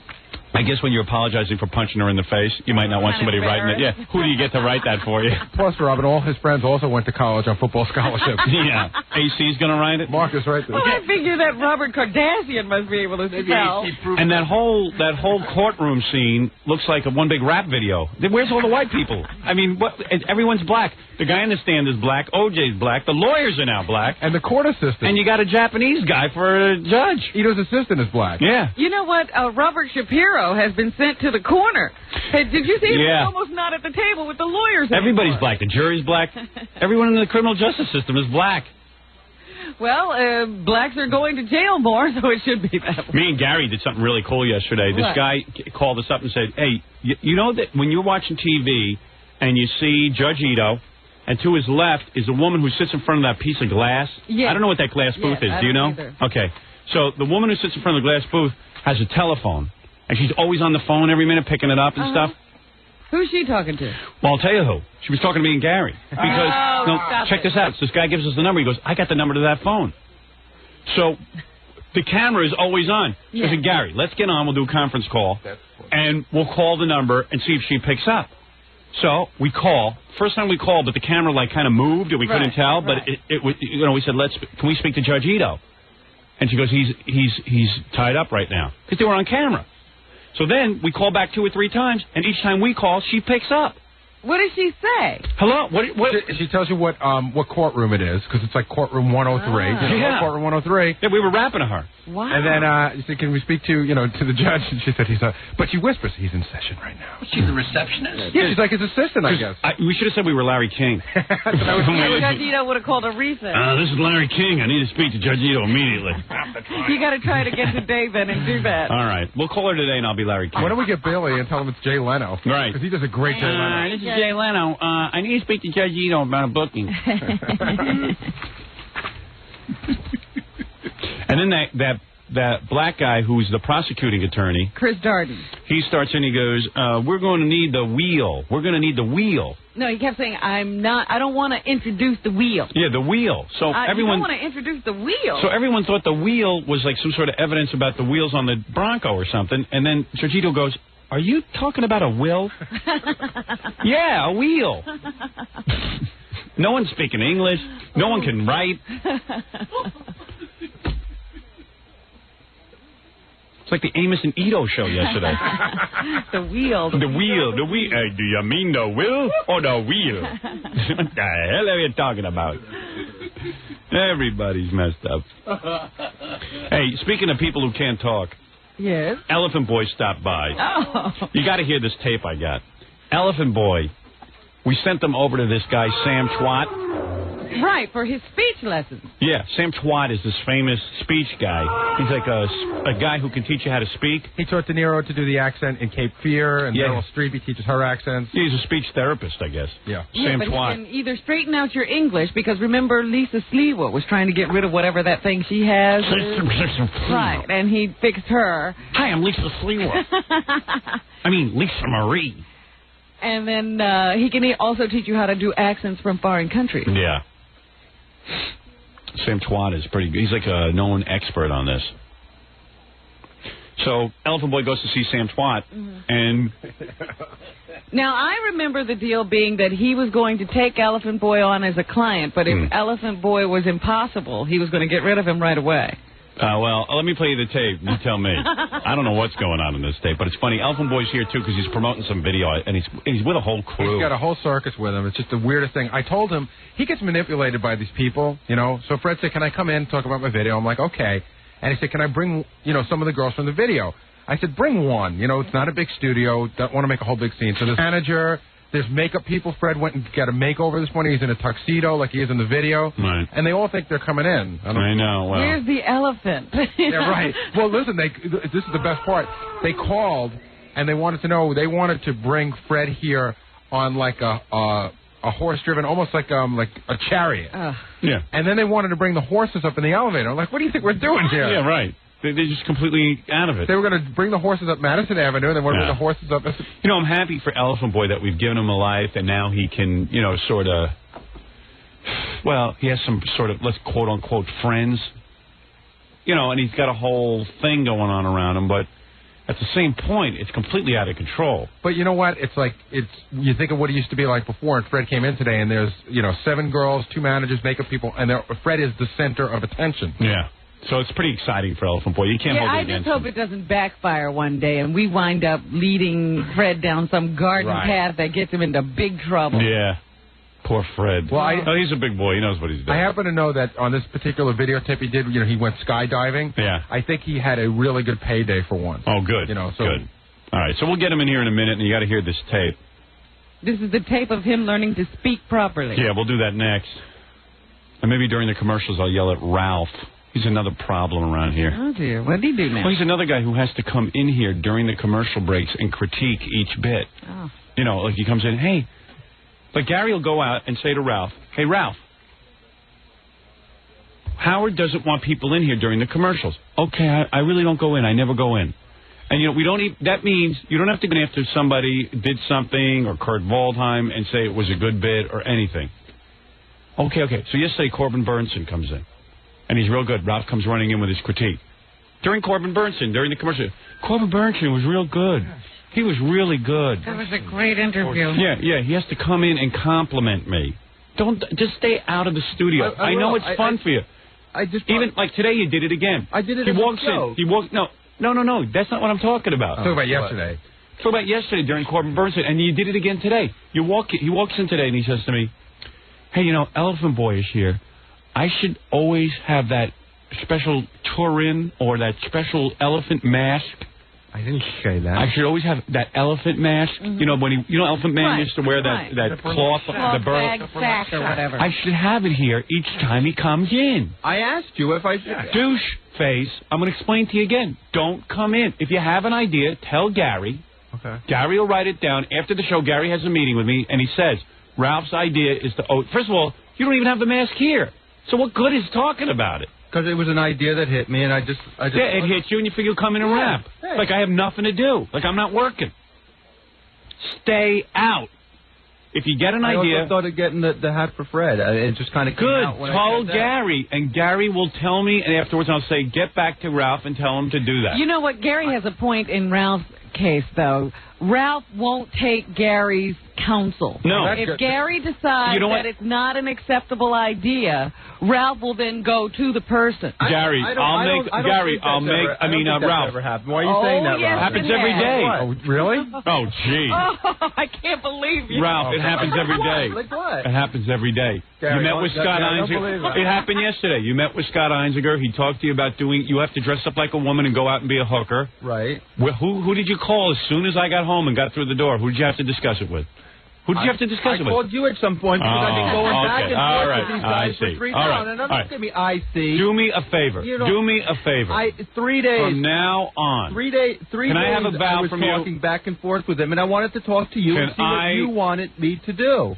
But I had that meeting with Scott. I had discussed it with him. I told him everything I want you to do. I wanted to talk to you, see what you were insistent upon, and see what would work out best for the show. Whining, Ralph. Whining. Ralph, Right, do me a favor. Don't listen to what you did today. You opened up the door. I'm going to just tell you your behavior, and I'll tell you what's wrong with it. And try and listen, and don't whine. I'm listening. You opened up the door. You walk in, and you go, "Hey, Elephant Boy is here. I should keep that special elephant mask around here." That's not what I said. So I should keep it here. And every time he comes in, we can put it on him. So I say, do you have the mask here? No. I have it at home today. Brought it home. But, so I'm like, well, what's the discussion here? Yeah, why do we need to be bothered with I was now? talking about something with Fred. I said, when he does Kurt Waldheim, should I get a Nazi hat for him? So great idea. And it just go to Gary. All right, I will. I didn't and think it was a big deal. Bring up to Howard in the meeting thing. Gary, make a bow. Excuse me. Stop. Whining. No. You're the one who's whining. Ralph, I'm coming dangerously close to you not understanding me anymore, and we can't be in sync. I understand. Don't whine about it. No. Dude, I can whine. I'm your boss.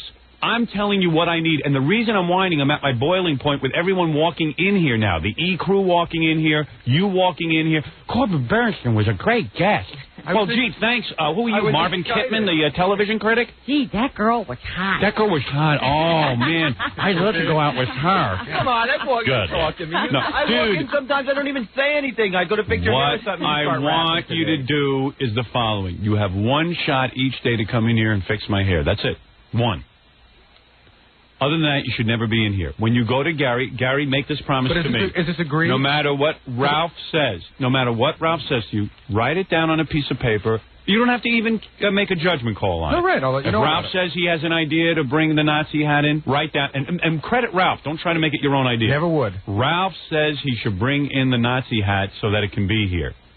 And then I'll say, yes, Gary, Ralph has a good idea. You'll talk to Ralph the next day, and you'll tell him that he can have the Nazi hat in here. But is Ralph in agreement that he's limited to one visit per morning? Do you understand it? I understand it.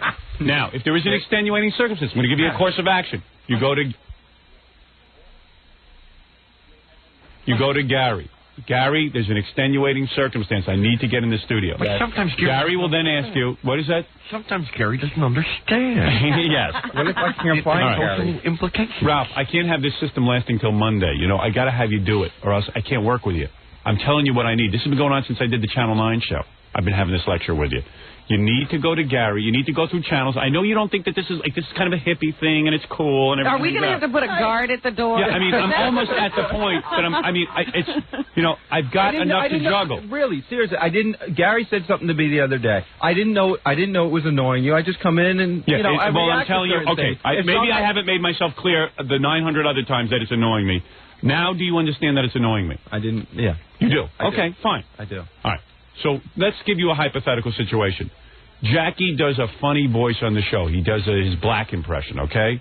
And you have the idea to put Jackie in blackface, okay? I never liked very offensive idea, but Jackie's going to be in blackface. Blackie the Jokeman. Yeah, Blackie the Jokeman. You have a great idea. What do you do? The show's in a commercial break. What do you do? Seriously. If it's a really good idea and I'm really excited great about idea. it, I ignore Gary and I walk in. I burst into the room and say, Howard, I got a great idea. That was a funny joke. Now tell me what you do. I write. What do you do? I write the idea down. Wrong. Or I just tell Wrong. Gary You don't have to write it down. I made it easier for you. All right. Gary's going to be your personal stenographer. Ooh. He is going to write down your idea and present it to me, and he's going to put Ralph next to it so we know it's your idea. Okay. And you'll get full credit. So I can memo you during the show. Not during the show. Oh, well. Gary will give it after the show. Wait. What if it's some information I need to get to you? Ralph, let me ask you something. How many years I've been doing this show? Take a guess. Several. How many years? Would you say over 10 years? Yeah. Okay. How many years have you been involved in terms of doing my makeup? At less than a year?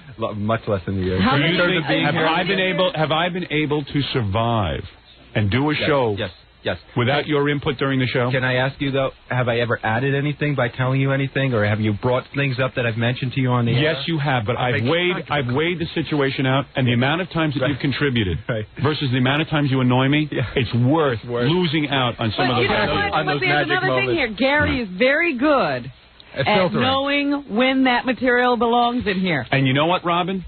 If you have a great idea you think should be going on right now, you tell Gary, and Gary, you don't even have to filter. No. You bring it into me on the break, and you talk to me. No, because John and Gorilla and Ganji will do the same thing. Ganji knew some information last week about a guest, and they all bring it to me. Right. I do the same thing. All right, good. All right, you've been forgetting at least 5 times a day, but that's okay. No, I get a little excited sometimes. But there are tons of times, and I'll say this in Gary's behalf, that they come up with cockamamie ideas that you don't need to be bothered with.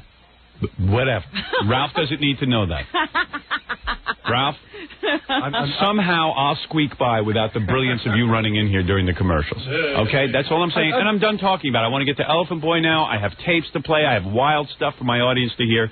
But I needed to straighten this out with you. Let me, so you understand. I just get a little excited. I get caught up in the moment. Understood. You know, I like your enthusiasm. I got some girls in here, you know, come in. I like your enthusiasm. Ralph, stop now. It's not funny. I know you're trying to be funny. I'm not. I like your enthusiasm. I'm not trying to be funny. Don't let the door hit you. And we're running behind. We're running behind. Goodbye. The one thing is, though, Howard. Yeah. Is that Ralph saying you have to understand him? That's not the way things are. No, he's never had a real job. You have to understand Howard. Did I say you have to understand Robin? Yes, that's why you were giving him an explanation. Robin, he's never had a real job. Like so many people around here, they've never had a real job. Ralph has never had a real job. Why do you keep hiring people who haven't had real jobs? His problem is, even as early as Channel 9, and when Dan Foreman used to try to explain things to him, they would say, you have to understand what we want, not what you want. And he would say, but I don't understand. I'm trying to explain. It's not a fair world. I like your enthusiasm. Just channel it properly. Thank you. Now take off your headphones and leave. Was that a good segment?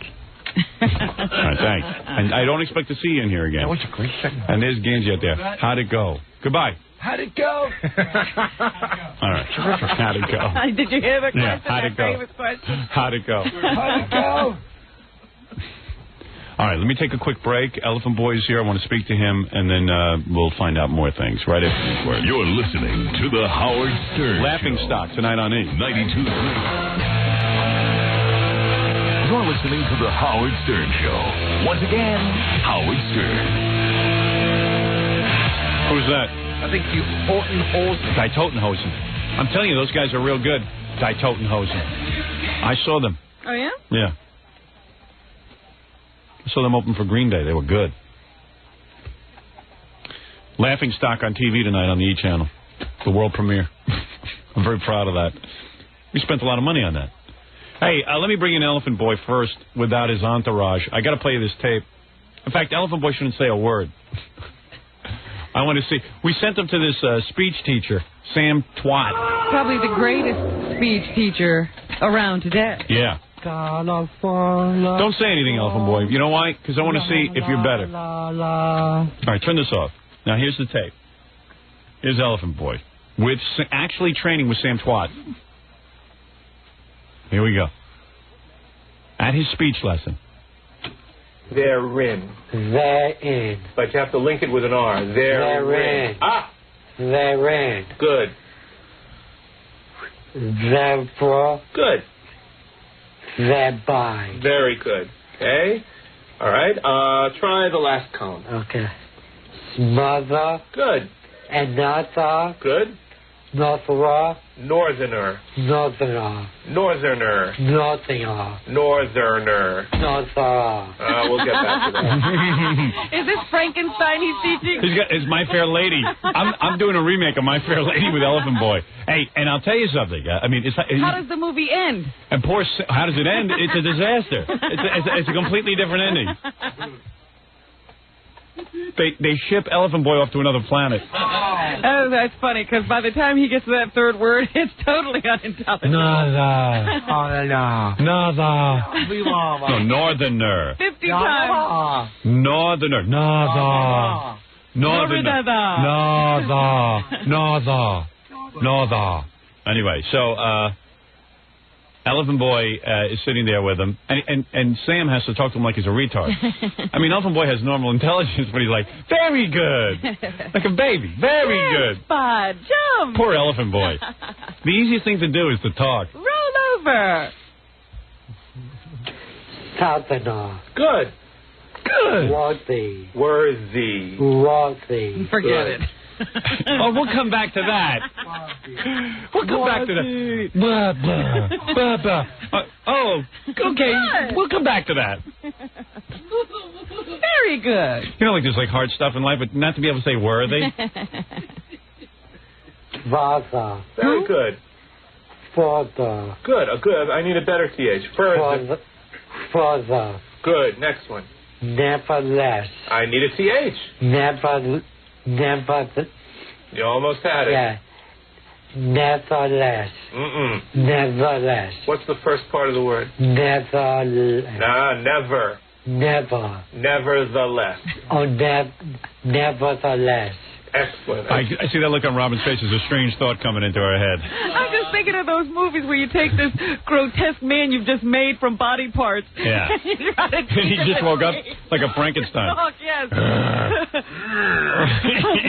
Nevertheless. Fire. I thought it nevertheless. It's nevertheless. Again. Nevertheless. Good. Seaworthy. Excellent. Brother. I need a good TH. Brother. I like having an elephant boy because it makes me feel like really fortunate. Oh, yeah. You know, it's like You're when erudite. people say we need the homeless to make us all feel good about ourselves in some bizarre psychological way. I need Elephant Boy. Yeah, I'm like, hey, Elephant Boy, nevertheless. Seaworthy. Yeah. Hey, Elephant Boy, seaworthy. You know, hey, watch this. My eyes are closed and my hands are behind my back. Seaworthy. You want a good TH? Yeah, watch this. Good. Now, let's go back to conversation. Tell me, what else did you do over the weekend? And if you make a mistake with the TH, fix it. I hung myself from a rope. What? I hung myself from a rope. Nothing much. Nothing much. Link the words. Nothing much. Good. It's the monster. Hey, can you stop me from laughing like a retard? Have a very boring weekend. I have a very boring weekend. Okay, now there's an R in the... Weekend. That's because he didn't shower. I had a boring weekend. I can't wait till he starts talking in here. I bet you it's going to be unbelievable. Oh, yes, he must have improved vastly. He'll be like, hello, I'm Elephant Boy. Middle of boying. Well, I had a very boring weekend. That's great. That's good. You hear No, it's not. Yes. Good. Let me see what else this is. I think this is... I don't know if it's over. You know, the sad thing is Elephant Boy can hear. You know, when deaf people talk like this, they can't hear it. Yeah, at least they don't know they're talking funny. They're like...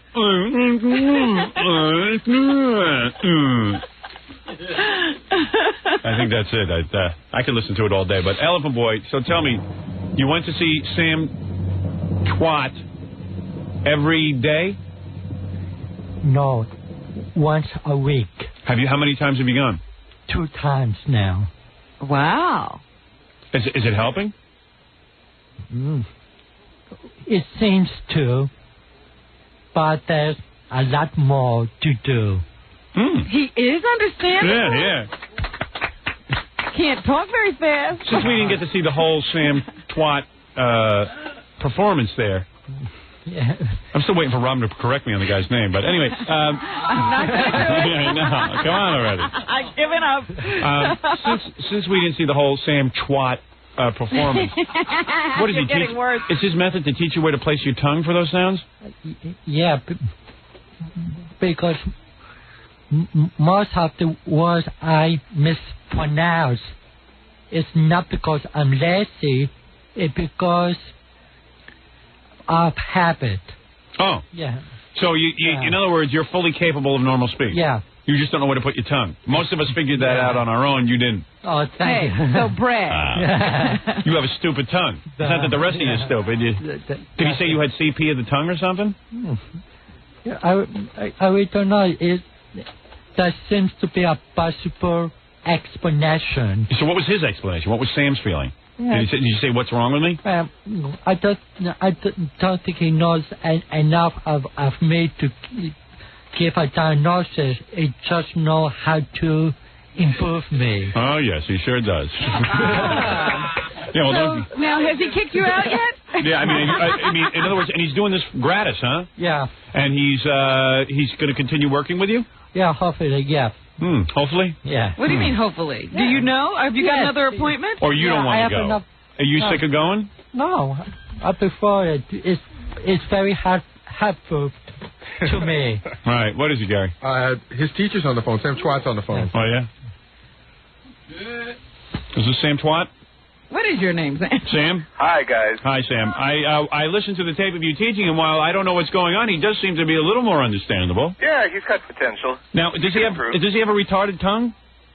He's got what I call irritable vowel syndrome. No. I mean, have you ever seen a case like this before? Sure. There are lots of people who can't speak well. And you can fix them? Well, he's speaking better today, isn't he? But why is it that his tongue? I mean, how is it that he grew up not being able to teach his tongue how to do anything right? Got me. He's got a long-standing physical problem, but he's got potential. He could learn how to use his tongue better. Oh, so it is a physical problem. Why is it that no one taught him to do that as a child? Well, he's been getting by. People. Yeah. Oh, geez. No, but you mean you're telling me it is a physical problem, though? Oh, sure. Oh, okay.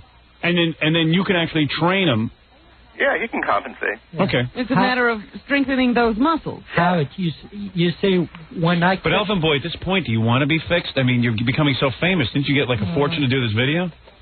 Yeah, but it's the bigger things. I mean... Not the bigger things. Yeah, bigger. I need a better R on that. Yeah. Oh, sorry, Robin. So, yeah. Hey, Robin, you're stepping on my line. Yeah. But Howard, when I take therapy as a kid, I can make improvement, but it can only go so far. All right, so you're saying that Sam has been able to get you further than anybody. Well, I can only improve. Hopefully, I won't hit a wall. You won't hit a wall. Yeah. You'll hit a wall if you don't speak funny on my show. There's the wall. There's the wall, pal. All right, thanks, Sam. All right, guys. Thanks, Sam. Keep working with him. Let's see what happens. And I like how up you are, no matter how stupid he sounds, you don't even laugh at him. That's a real talent. All right, very good. You're great. Take care, Sam. Yeah. I think that's 90% of Sam's job, not laugh. Yeah, like, very good. I bite my own tongue a lot. Very good, Sam. Sam Schwat, everyone. If you need to talk right, call him. Hey, guys, it's Schwa. Schwa. Oh, sure it is. Sam Schwa. How do you spell that? C-H-W-A-T, but it's New York speech improvement. No, that's Schwat. Thank you, Sam Schwa. The T is silent. Bye-bye. Bye. That's Sam Schwa. All right, you did a video. I'll let you do a quick plug when we get back, and I'll meet some of these hangers-oners that you have with you. Yeah, my entourage. Yeah. My entourage. My entourage. Something tells me this is a case Sam can't solve. I'd like to see him work on it for a while. And we'll be back right after these words with Elephant Boy's whole entourage, right after these words. Your entourage. To the Howard Stern Show. You're listening to the Howard Stern Show. Once again, Howard Stern. All right, Elephant Boy is here. For Elephant Boy dressed in a tuxedo. For our e-camera, I just want to tell our director, make sure that you get Fred's white dandruff on the jet black tuxedo. It's always nice. It's very nice. A man of impeccable grooming. Yes, a man always well groomed. You still got the girlfriend? Yes. Yeah, that's working out pretty good. Yeah, so far correct. How often you see her? Well, I'm going to be seeing her this Sunday. Hey, do me a favor. Stop trying to talk perfect. Because during the commercials, Elephant Boy gets a hold of me during the commercials and said something. First of all, he leans over, did the most embarrassing thing. He goes, I forgot we didn't invite Elephant Boy to the Super Bowl party. Like Scores. Oh, no, you didn't forget. Yeah, no, I forgot about it. Oh, okay. I forgot about the fact that he called up and said, can I go to Scores with you guys and be a part of your Super Bowl party? And you said no. And I said, no. Who wants Elephant Boy there for a very specific reason? The guy starts talking and talking and talking. I want to talk. You don't, and you can't understand what the hell he's saying. Yeah. And he, I'm sorry. he doesn't apparently seem to be into the strippers. Yeah. What? I don't know. You don't know me at all. No, maybe I don't, but I mean, I walk in there, you're looking at me like I'm a girl. No. Dear, never. Never? Dear? No, I don't mean like you're in a homo way, but I mean you're more concentrating on me than you're, being my pal. No. So anyway, so he goes, Howard, I know you didn't invite me to Super Bowl party. I know why. Because you were afraid I would tell what goes on there because I told on... Who did you tell on? I don't even know what you were talking about. Some basketball player. Explain to Robin. About some basketball player from the Nets. Basketball? You were at Scores with a basketball player? Yeah, not with him. I just saw him there. What? I just saw him there. You saw him there and you called the newspaper? Yeah, because he was sick that day. He missed practice. Right. And meanwhile, you saw him in Scores and squealed on him. Of course, No, that's where he goes for treatment. Yeah, maybe Hey, when I'm sick, I go there. I apologize. So Elephant Boy says to me, I know why. You didn't want me there because of the best. Meanwhile, I didn't even remember about the basketball player. I'm sorry. No, I did. So he goes, and the day come that you don't want me on the show, I understand. I mean, a whole round. I mean, it's like, this dude. is your problem, Elephant Boy. You see, this is why he doesn't want to be with you alone. Yeah, you're annoying. Who cares? I don't care no more. I'll hang out with you. I don't care if you have a speech impediment. I just hate when I understand you what you're talking about. Oh, that's it. Well, so Elephant Boy goes, I make note of it. So Elephant Boy with a straight face says, I know you don't want me there because you're afraid I tell what goes on there. And I said, you know what, Elephant Boy, I'm going to be honest with you. I don't even remember about that. The reason I didn't want you there is I can't stand listening to you. It's this reason right here. Nothing to do with your speech impediment. It's what you talk about. And you seem to talk about this kind of stuff while I'm there with girls. Right. Oh, I don't remember if I speak to you. I don't get out with girls. I don't get out with girls all that much. My wife doesn't allow me every night to do what I want to do. Hey, you always pay up yourself. What? You're always okay. Well, how would you know if I'm okay? No, I saw you twice. He's watching you. Stop watching me. I'm not checking up here. I'm not making noise. Yes, you are. Yes, you are. You don't even realize you're making noise. No. You sound like Georgito. Just because you don't have a piece of paper and a pen in your hand doesn't mean you're not making notes. Well, I didn't mean to. Believe me, God blessed you when he gave you that speech impediment because your personality is horrible. You're boring. Oh, my God. You're fun. You're only cool because you got that funny speaking voice. Oh, did you hear what he said to me? What did he say to you? As soon as my speech is a little better, I could be your opening act. I swear it's You got to be funny, too, you know. Yeah. It's not just being understood. I was just scared with the chalk man. Thank you. I needed that. Anyway, the point is, I didn't invite you to Scores because you're one of those guys. You would have gotten into Scores and go, I know. You are afraid. I'll tell everybody. But when I saw the basketball player, Howard, and like the music is blasting. Here's me at Score. There's 12 girls in my lap. Right. They're all telling me how cute I am because they're paid to tell me how cute I am. Yeah, you got that funny money in your hand. Yeah, not because I'm cute. And they're dancing to the song, and Elephant Boy will lean in and all of a sudden go, that's a throwback to one man. I don't remember ever talking with you. Oh, yeah? Well, I do. I'm sorry. I remember every time I walk into Scores, you're talking to me. Don't worry, Howard, I won't tell nothing. I really appreciate you dividing me. I won't tell nothing. This is great. This is great. I know when the basketball player was in there that you were very nervous. This is my friend. This is my friend. Yeah. This is my friend. It's very nervous. Howard, I was at the Scores the other day.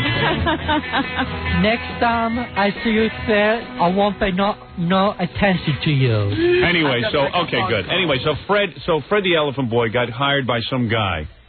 Gee, Stuttering John just came in here. I told him, Gary, he's the only one to come in. Yeah. I just waved him out of here. Yeah, but why is Gary? Don't you know to go find Gary? Gary, why did John just come in here? He asked my permission. He had a story. You're the one who has to come in. So you don't even want John to come in? No, I want you to come in. And tell John's story? No, tell me the story, and if I think it's good, then John can come in. Okay. That's okay. I don't know you wanted to slow it down that much, but it's cool. Right, okay. Anyway. Who would you like to meet next? Well, this is what I'm getting to. So Fred the Elephant Boy gets hired by some company to do a video where he jumps out of a plane skydiving while he takes some girl's top off. Right, and tries to maul her. And this sounds to me like one of those cockamamie things where some guy sitting by his radio who listens to me hears Fred the Elephant Boy and goes, I got an idea. I get Fred the Elephant Boy in a video. I get on Howard Stern with Fred the Elephant Boy. Make a wild scene. You know, I'll have like 12 girls down there from the video. I'll have some guy drive him down in a chariot and everything. And Fred the Elephant Boy will get on. Every one of Howard Stern's listeners is going to call to get the videotape, and I'm going to be a millionaire. Right. And the guy evidently put a lot of money into the video. You can see it's not a bad production or anything. Spent a lot of money on Fred. And this afternoon he's going to get the rude awakening. That he lost his shirt. Yeah, no one's going to call. You know what, Howard? I should ask the guy who wants to put some of my T-shirts in with that video. Yeah, right. All right, now, Fred, who is here with you for the video? And let me help you promote this. Who are these girls, first of all? The winner and the first one up on the contest. What contest?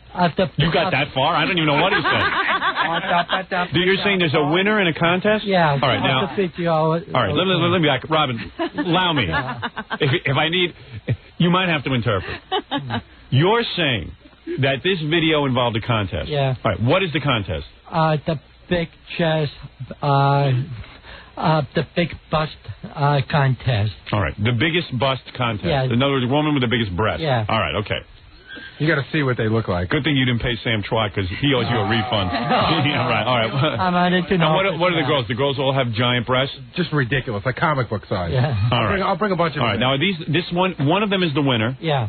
And the other girls are who? Contestants? And there's two other fisher strippers, Colt 45 and Jesse James, with one of the big.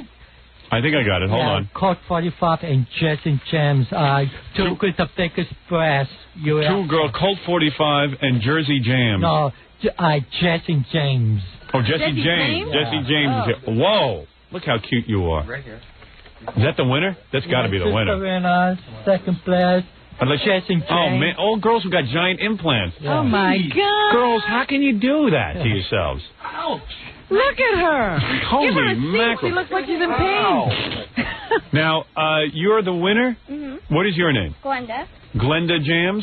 No, Jesse James and Glenda Colt 45. Now, Who's Colt 45? Glenda, you have big breasts, but next to the other girls, I mean, those are minuscule. You're a piker. And you're a triple D, I would bet, right? Double D. You're a double D. It was a best chest international, not big. Now, are you a stripper? Yeah. I see. Now, are those implants too? Yeah. Okay. You're really cute. Thank you. So actually, the plastic surgeon should have won. Actually, the smallest Hooters won. Out of all the girls in the room, you have the smallest breasts, right? We weren't in the contest. Oh, you weren't? We were in a... Well, hold on. I got to get a microphone. We only have one microphone in the studio. Oh, you were the halftime intermission? Entertainment, yeah. Now, you obviously have breast implants, right? No, they're helium. No, they're whatever they are. But I'm saying, girls, isn't this... Doesn't that hurt? Well, I know I've talked to a lot of strippers who do this, and they tell me that their price goes way up as soon as they do it. But can you eventually have them made smaller? Yes. Oh, you can? Yes. Oh, but they're going to cut off a lot of skin and stuff. Isn't that going to be painful? No. You don't think so? No. You listen. Wheelbarrows. I'm sorry? I bought me some wheelbarrows. I know. Man. I bet you, though, I get you in the sack, it could be kind of a turn-on, right? Howard, I mean, your skin has to stretch around those things. Doesn't that hurt? Do your breasts hurt? No. You probably have big breasts to begin with, right? Yes. A lot of the girls have explained this to me. They have big breasts to begin with, then they do some implants, and then they go back and get more implants. Oh, so they gradually They do gradually it. It's stretch not like them an out. overnight thing? You ever see those guys in Africa with the giant lips? Yeah. And they start stretch with little saucers and work their way up the plate. Yeah, that's like these girls. Like even Glenda, who won, she'll eventually stretch out and do even more. You think so? No? She wants to go smaller. You are cute. Thank you. What's happening, Howard? I'm giving her the... Yeah. Now, what is your name? I don't know your name. Colt 45. Oh, you are Colt 45. Yes. Well, you're famous, aren't you? I'm sorry? I met you on the road to Albany. On the robe? On the road. On the road to Albany.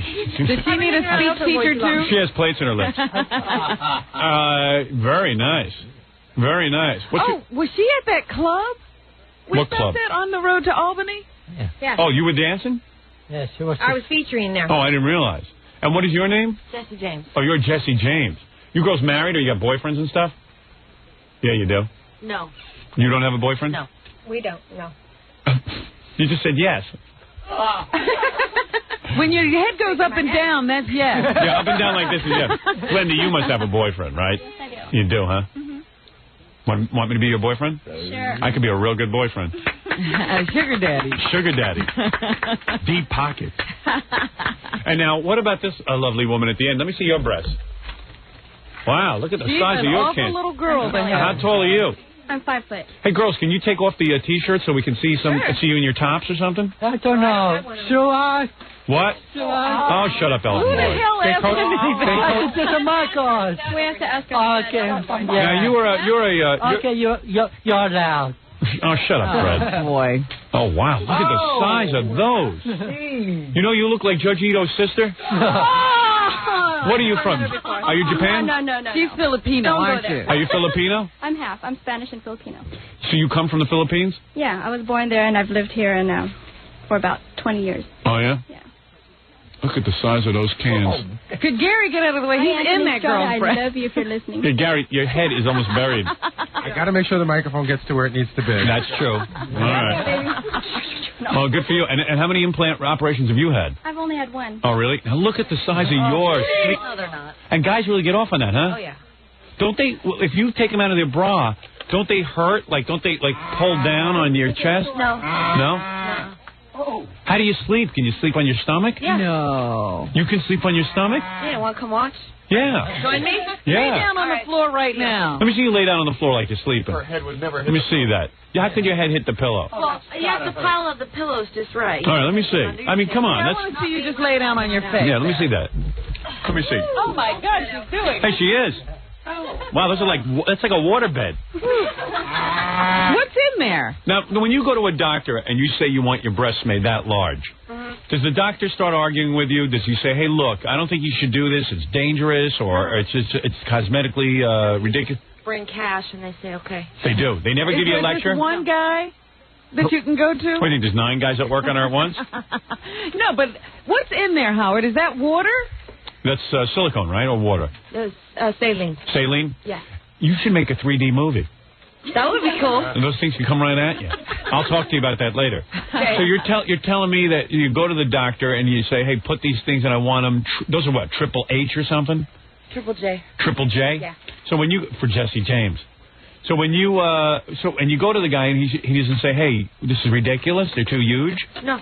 They actually make an implant that large. Well, yeah, you have to special order it. Oh, I Good for Custom made. Let me see. Nothing underneath. Oh, you don't have anything on underneath? No. So let me see. Let me see the size of those things. Oh, my God, they're balloons. Look at them. I like those.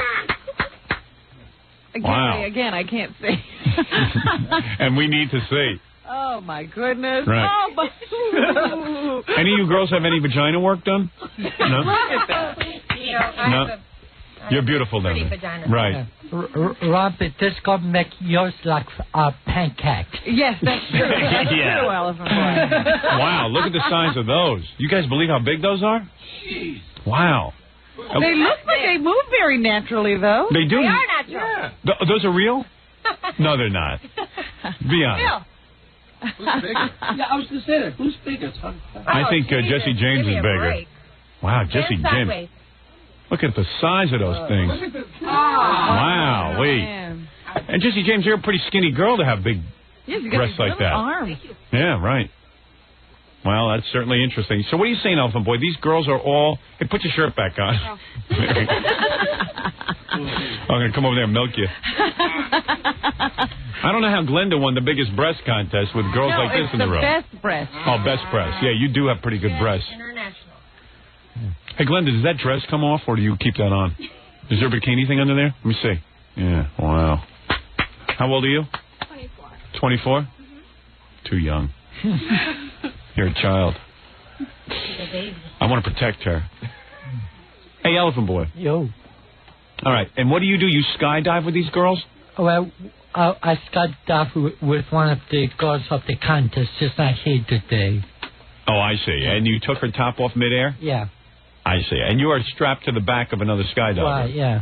Or only the front. Only because you need about eight lessons to go solo. I got to meet the guy who came up with the concept that he wanted to have a tape of a big breast contest and then have Elephant Boy jump out of a plane. What does jumping out of a plane have to do with anything? I don't know. That's what I'm saying. I mean, why that combination of elements? I don't know. You know what? Let me take a break, and then I'll come back and meet that guy. Maybe he can explain the connection. Yeah, and then he can give out the phone number or something, because I'll give him a plug. Wait till we come back from commercial. All right, we'll be back right after this. We'll return to the Howard Stern Show after these messages. Howard on the Eagles toll-free line, 1-800-54-STERN. We're back with the Howard Stern Show. And don't forget, tonight on the E! Network, we have the world television premiere of the Laughing Stock Tickle Chair. I know a lot of people wanted to see that. And we're sitting here with Elephant Boy real quickly, also with some of the biggest breasted women in the country. The woman who won the best breast contest. Yeah. I don't know. And then the girls were telling me how off the air how hard it is to have big giant breasts like this. Well, Jesse James likes it because she likes to go to the beach and make a scene because she's an exhibitionist. Really? I'm not. But you're not. Get on the microphone when you talk. I'm not. I know, you so hate why it. did she do it? I hate it. She did it for her to make a living. To make a living. And one of these In days the clubs, I'm the expo, whatever that word is. But outside the club, I try to cover up as much as possible. Right. But you can't hide those. Because she can't. She was telling me she can't even exercise. She can't run. She can't do anything. I don't doubt it. Hurts. But Jesse James is telling me that. What is it? What were you saying about you have to have a strong back and some of the girls can't handle it? They get giant breasts. Yeah. Get on that microphone and tell me that story. Tell you what. Tell me about what you were talking about. Oh, I was just saying that in order to carry something like that, you need to have a strong back and a strong stomach to be able to do it. And well, look not at how end the up having skin back is problems. pulling on the side. You mean some of the girls get the giant breasts and then they can't handle it and they have to get rid of them? Yeah. Well, I mean, just not everyone's built to carry something like this. I don't think anyone was. What is she saying? I think that, I don't know. If my testicles were that big, I'd have trouble running, right? I wish. Who's that guy who came up I with was this going to bring idea? him in a second, but he was telling me that this is Jesse's first appearance and she had him redone and that she had to go to Paris because I guess nobody in this country would do it. Oh, is that right? Well, I told you, doctors, you can't just find a doctor to do it's that. not. You used to. It's just that they've outlawed the silicone implant. Oh, I see. So you don't have saline, you have silicone. Yeah, Oh, so I thought you had saline. I did. Oh, you did? Before. Yeah. And why'd you get rid of those? Because I wanted them bigger. And they only make them in silicone when they're big? I like the silicone feel better. You do? I want to go bigger again, too. She wants to go bigger? Yeah. You're going to go even bigger than Yeah, that? one more time. How big can Wow. you go? Oh, my. Do they take the old ones out and put new ones in, or do they just No, they add to them. No, they take them out and put new ones Oh, in. they do? Yes. Yeah, otherwise you'd have like 3 Changing my bags. You're going to go bigger than that? Yeah. What if your chest explodes? No, that could happen, you know. I'm telling you, the ropes are already pulled very tight, Jesse. Gave way in the middle, and she What has happened? one big boob. What happened? One of the features, Yeah? her skin gave way in the middle, and a great big boob. No kidding. You better be careful, Jesse James. I'll be fine. All right, baby. Let me just meet this guy real quick. Hey, Elephant Boy, what is there, a phone number or something you want to promote? Yes. We could have a phone number if you want to order the tape synthescode. It's 1-800-8-KNOCKOUT. 1-800-8-KNOCKOUT. Knocked out. Knocked down? Knocked out. Knocked out. I tell you what. Now, you put up the money for all this? Yeah, this is Kirby Schnelby. Hey, Kirby Schnelby, how you doing, dude? Good, Howard. How are you? Now, what gives a guy the idea? Gary, don't block that camera. Well, Gary, Kirby Schnelby, what gives you the idea to mix big breasts with Elephant Boy jumping out of a plane? Well, actually, I was sitting up one night and working on a few cocktails, and I thought, how am I going to separate this from all the other strip contests and videos out there? Oh, so you figure get Elephant Boy and he'll get a booking on my show. No. I listened to him on the show. I listened to your show, and I thought, I'm going to take this guy and transform him from this wimpy character into this stud macho guy, throw him out of an airplane, and have a strip up there. Oh, I see. And so I did that, and in the horse scene with Colt and Jesse, I had them ride into the bar live on horseback, and then strip right on in the club off the horses, shooting at each other with guns and whatnot. See, I always feel bad because I know there's a lot of guys who listen to the show and then they get like these visions that, you know, they're going to come on the show and people will hear about it one time and they're going to sell 1 billion videos and they're going to be millionaires. No, it's not from the show only. We've got the girls from Score here, and they'll put it out nationwide. Okay. And we've got all right. I just don't want you to feel bad. I mean, it looks like from the video you put some money into it.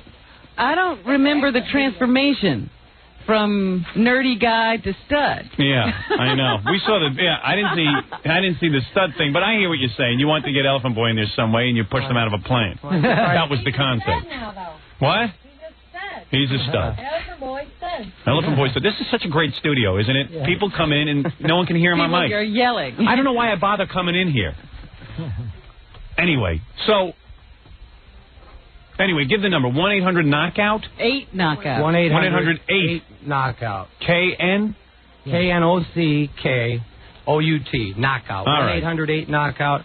And then, can I talk about what we're going to do tonight and tomorrow night in New York City? We're going to premiere this video. Is that all right? Oh, I was just kind of wanted to end it. I mean, you know, that's the problem. You know what I mean? I mean, You got to talk on a microphone. What? Going to the expo. And we're going to do our act that we did on the video. All right. At Expo tonight. So that'll be at Expo tonight? Expo tonight and right. Goldfinger's tomorrow night. All right. We'll be selling the videos and 8x10s and All right. Polaroids with Elephant Boy and me and Jesse. All right. Thanks, guys.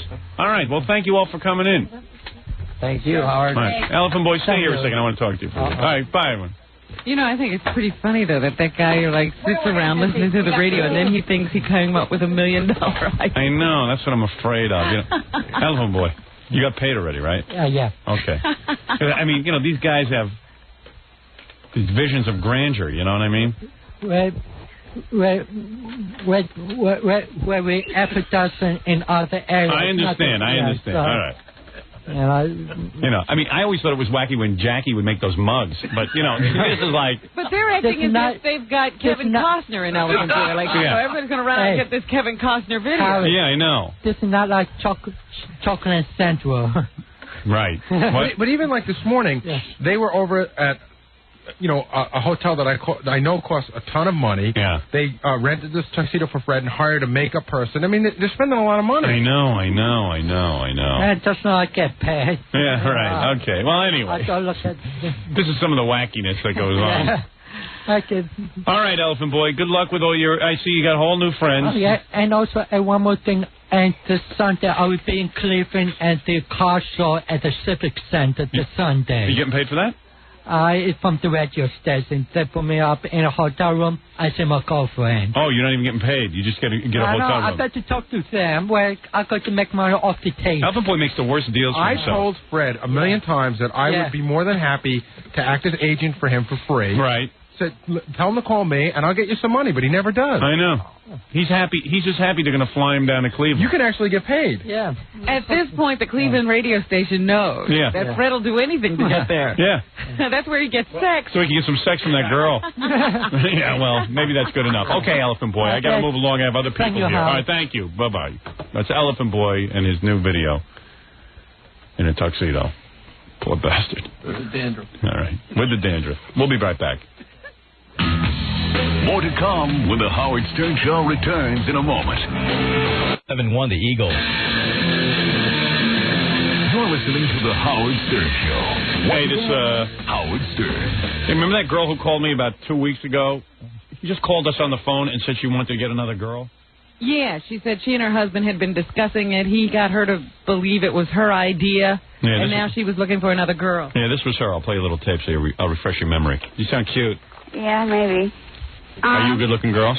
Yeah. Yeah? Guys come on to you all the time?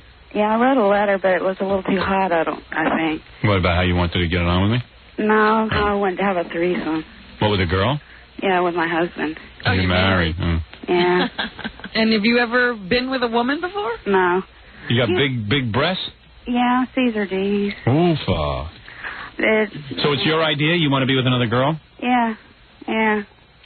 So I got curious. I wanted to see what she looked like. Because whenever we get these phone calls, it drives me nuts.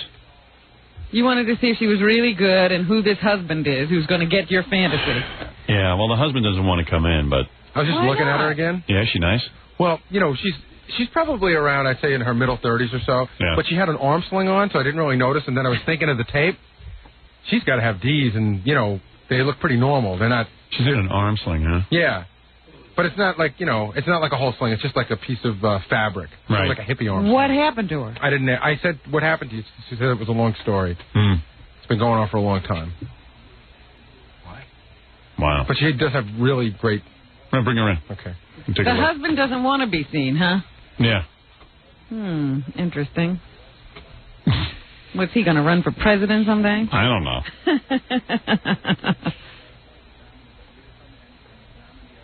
But when people see her, won't they... Figure out it's her husband?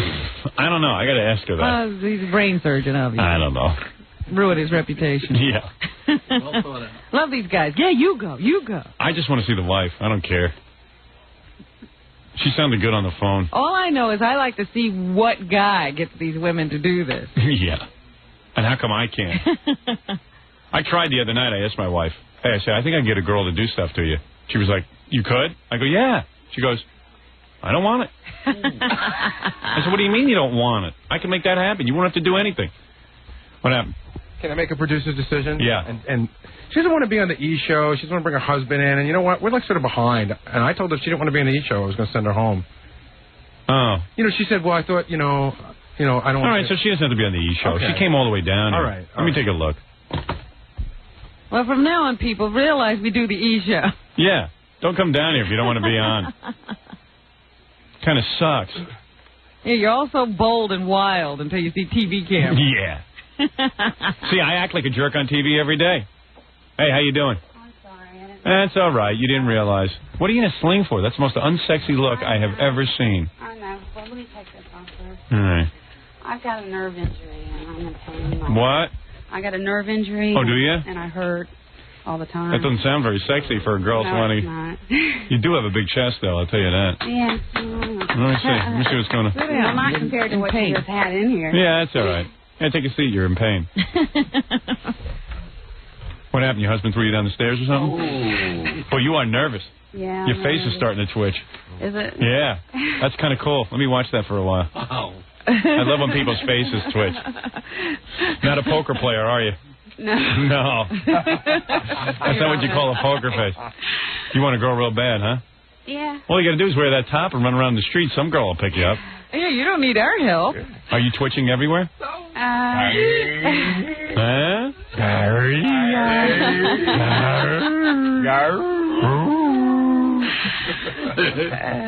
I don't know. Yeah, maybe. How'd you get? Well, how come your arm hurts so much? I can't talk about that on it. Oh, really? Secret? Jeez. Are you with the FBI? Yeah, some spy in What'd you get? Would your husband throw you down the steps? Yeah. He did, really? No. That would have been a cool story. Oh, yeah. Yeah. Little OJ thing going on. So, why can't you talk about why her arm's in the sling? Because that would give away your identity? Because we have a lot of medical bills and there's litigation and stuff going on. And You need a girl to relax you. Yeah, I don't have anything to do. I can't work or Really? at home all the time. So you're bored? This is why you need a girl. Yeah. That way a girl, if you just lay down on the bed and spread your legs, maybe some girl could occupy your time, right? Since you can't do anything. Yeah, right. Well, we're into beta endorphin sexual pain. Are you really? Pain management. Yeah. What is it? Let me get this straight. Excuse me. No, hold on. You acted like you knew what that was. No, I did not. You know, endorphins are natural pain relievers. Right. So when you have sex, you don't feel anything. Yeah. I know when I'm sick, when I lay down by myself and take care of my own BI business through masturbation, for a brief second, nothing hurts. That's very true. Take pain away. It does, but how come? The problem is, how do you make that last? Well, you have to. You have to have sex a lot. Yeah, right. So she's having sex for pain. Yeah. Yeah, you don't necessarily want sex. You just want to relieve the pain. No, I like the sex. You do? So you want a girl. I'm trying to think since I'm running out of time, the quickest way to get her a girl. I did say I'd try. Plunk down the phones real quick. We won't play dial-a-day. Are you going to do stuff to girls, or are you just going to lay there and let them do stuff to you? Oh, I'm active. Oh, you are? Yeah. And you've never had lesbian sex, though? No. But you're pretty sure you'll be active? Yeah. I mean, in your You mind. really think you want to do that, huh? Yeah, I think it'd be interesting. Well, see, I've done that to girls. I'm going to tell you something. It don't smell that great. I'm going to be honest with you. You said that last time. I'm telling you. You don't know what you're in for. You've never been with a girl. I have. Messy, though. I'm telling you. Wow. It's neat. Feels good, but looks bad. You know what I do? I get a clothespin and get some music to distract you. And a blindfold. Just get some music to distract you. I'm telling you. Loud music. Loud music. That's my advice when you're with a girl and you're doing that nasty stuff. Well, she's actually asking for it. I mean, you want to be with a woman, so you got to go through a certain amount of torture. Yeah. But she's got a guy. Right. She didn't need to do anything. Right. She's asking for it. Yeah, well, she wants it. You want a girl. Well, I'd like I'm not going to cheat on my husband, so this is the only way we're going to have it. I mean, anything else, you know. So if you're with a girl, it's not cheating. Well, if he's there. Right. Super. Suppose you fall in love with this girl. We thought about that. We've got an extra bedroom, but... Yeah, she can move in. What's the big deal? As long as I'm number one. Well, my advice to you is if I manage to get your girl, I'll plunk down the phone and see what's on there. I don't really have too high hopes for that. Yeah, you never know. But I'm telling you, if you have sex with a girl, you have to occupy your other senses, so your sense of smell is off, okay? I'm telling you. You really have to know what you're doing. I'll remember that. Your sense of smell has got to be off. You got to really just occupy. Now, Jackie doesn't everything feel else. that way. Everybody doesn't feel that way. Oh, please. Jackie doesn't feel that way. Totally Howard's point of view. Right. You need distraction. And where Gary has had his nose, I don't think he feels that way. Well, I feel that way. And if you're with a very young girl, you know, you're talking in her early 20s. Maybe. Huh? 19, then everything's fresh. But other than that. What are people rotting? I don't know. You ever see that area? It looks like people are rotting. I'm crazy? Yeah. I bet you that petunia you're with smells terrific. Sitting there with bowl winders. Yeah. That whole area is a little too close to a real nasty area. And everything's all funky. That's a funky bouquet. All right, but listen, you want it. I brought you a rose and I left it in the taxi. Well, you're going to need the rose. You hold on to it. Okay. All right? Because if I was you, I'd put a rose under my nose. All right. But anyway, let me see what I got here. I'll plunk down the phone. If there's a girl that sounds attractive to you, I'll certainly let you guys hook up. Okay. I'll send you out on a date. This is Philadelphia, though. All right, Philadelphia it is. Do I have a Philadelphia line still? I haven't plunked it down in hours. Let's see. Here we go. You're from Philadelphia? Yeah. And you're an attractive woman? Yeah, I am. I told you this would be easy. I don't think she's interested in what we're talking about. Oh, yes, she is. Do you want to have sex with this lady? I'm not sure. I want to know, is she looking for somebody with experience? I'm not experienced either, but I'm interested in around that area. I don't care about experience. The interest is the main thing. She's kind of pretty, too. Yeah? Yeah, I mean, you got a good body. You know there were all these women out here who wanted to do this? Robin, if I had known that, would I have gotten married? If I had known a lot that I know now, you know, I was naive. You didn't think women wanted to do anything. No, I know my wife doesn't want to do anything. But my husband's real good, too. Yeah? Yeah. What does he look like? Robert Redford. From what I hear. He's got silver gray hair. He's about 47, 48. Is he cute? I think so. Yeah? He's a wonderful man. I mean, you're not bad looking, so you must have married a halfway decent guy. You know, we should have an eye chart in here. He's got a ponytail, a little ponytail. Let me see. Stand up. Let me look you over. Let me see. Stand up. Let me see your ass. Let me see what's going on there. Let me see. Big chest, I'll tell you that. And a little waist. Small waist. What do your legs look like? Lift up that dress so I can see what... I've got beat up knees. Let me see your knees. Let me see. Where have you been? Let me see. Where are you getting beat up? See, I got beat up knees. No, look at that. Well, leave the long dress on, that's all. What the heck is going on? I don't know. Something she got beat up or something. How tall is she? I'm 5'5". How tall are you? About 5'4". Oh, really? You think about girls all the time? Do I? Yeah, you good looking? Yeah, yes, I do. And yes, I'm attractive. How old are you? I'm 25. You're 25? I'm 36. Does that bother you? That doesn't bother me. Bother her. She's ready. Woman's ready to jump. She's laying at home waiting for somebody to jump on top of her. Why does she care that you're 25? These two are in love already. Are you two? I think you two are making a kismet. Have you got a boyfriend? Yes, I have a boyfriend. Just like you, he doesn't feel that would be cheating as long as he's with another woman. Now, you've never had sex with another woman, but you think about it. Yeah. And you are very horny? Yeah. And what's your measurements? 36, 26, 34. And what cup size? B. You're a B? Yeah. More toward a C or more toward an A? More towards an A. Oh, really? How much you weigh? About 115. Oh, that's not bad. Yeah, I used to have a much bigger breast, but I lost a lot of weight and worked out, and I lost it. Who cares? 36, 24, 36. Do you go to the beach and wear thongs and stuff? No, I haven't. And what age do you could you wear a thong if you wanted to? Yeah. I mean, you don't have any cottage cheese on your ass, do you? No. You're a young girl. You shouldn't. If you have cottage cheese now, imagine when you hit your 30s. Would you say you look like anyone famous? No, I don't think so. I mean, people have said Holly Hunter to Belinda Carlisle, but there's really? Yeah. Oh, that's pretty good. Holly Hunter, Belinda Carlisle? There's no similarities between those two, but... And what age did you start having sex? Right before 17, 16. Ever had two guys at the same time? No. You ever dress up in sexy outfits and go out and tease guys? Yes. What do you wear? Just like a tight cotton spandex mini dress with nothing on it and heels. No bra? Yeah, you can't. No panties? No. And then you go and you cross and uncross your legs so guys can look at your dress? Yeah, the whole Sharon that Stone thing, yeah. And you wear high heels? Mm-hmm. I mean, I have. I have. Spiky heels? Yeah, spikes. And what made you think about women? When did this start? That started as I was really young. Because I was, like I said, I was overweight. I didn't really get And do women ever pick up on you? Or? I've been picked up a couple times. I just never went with it. And you backed out? Yeah, I backed out. Why did you back out? I don't know. The last time I backed out, it was a great opportunity. I should have taken it. Have you ever kissed a girl? No. What was the opportunity? I was at a bar and another girl. What were you wearing at the bar? I was out at a dinner reception, so I was dressed up in a little black dress with black stockings and heels. No bra? No, I had a bra on. I was dressed. It was a nice thing. I wasn't out there gallivanting around. And you were there and some girl came up to you? What was she wearing?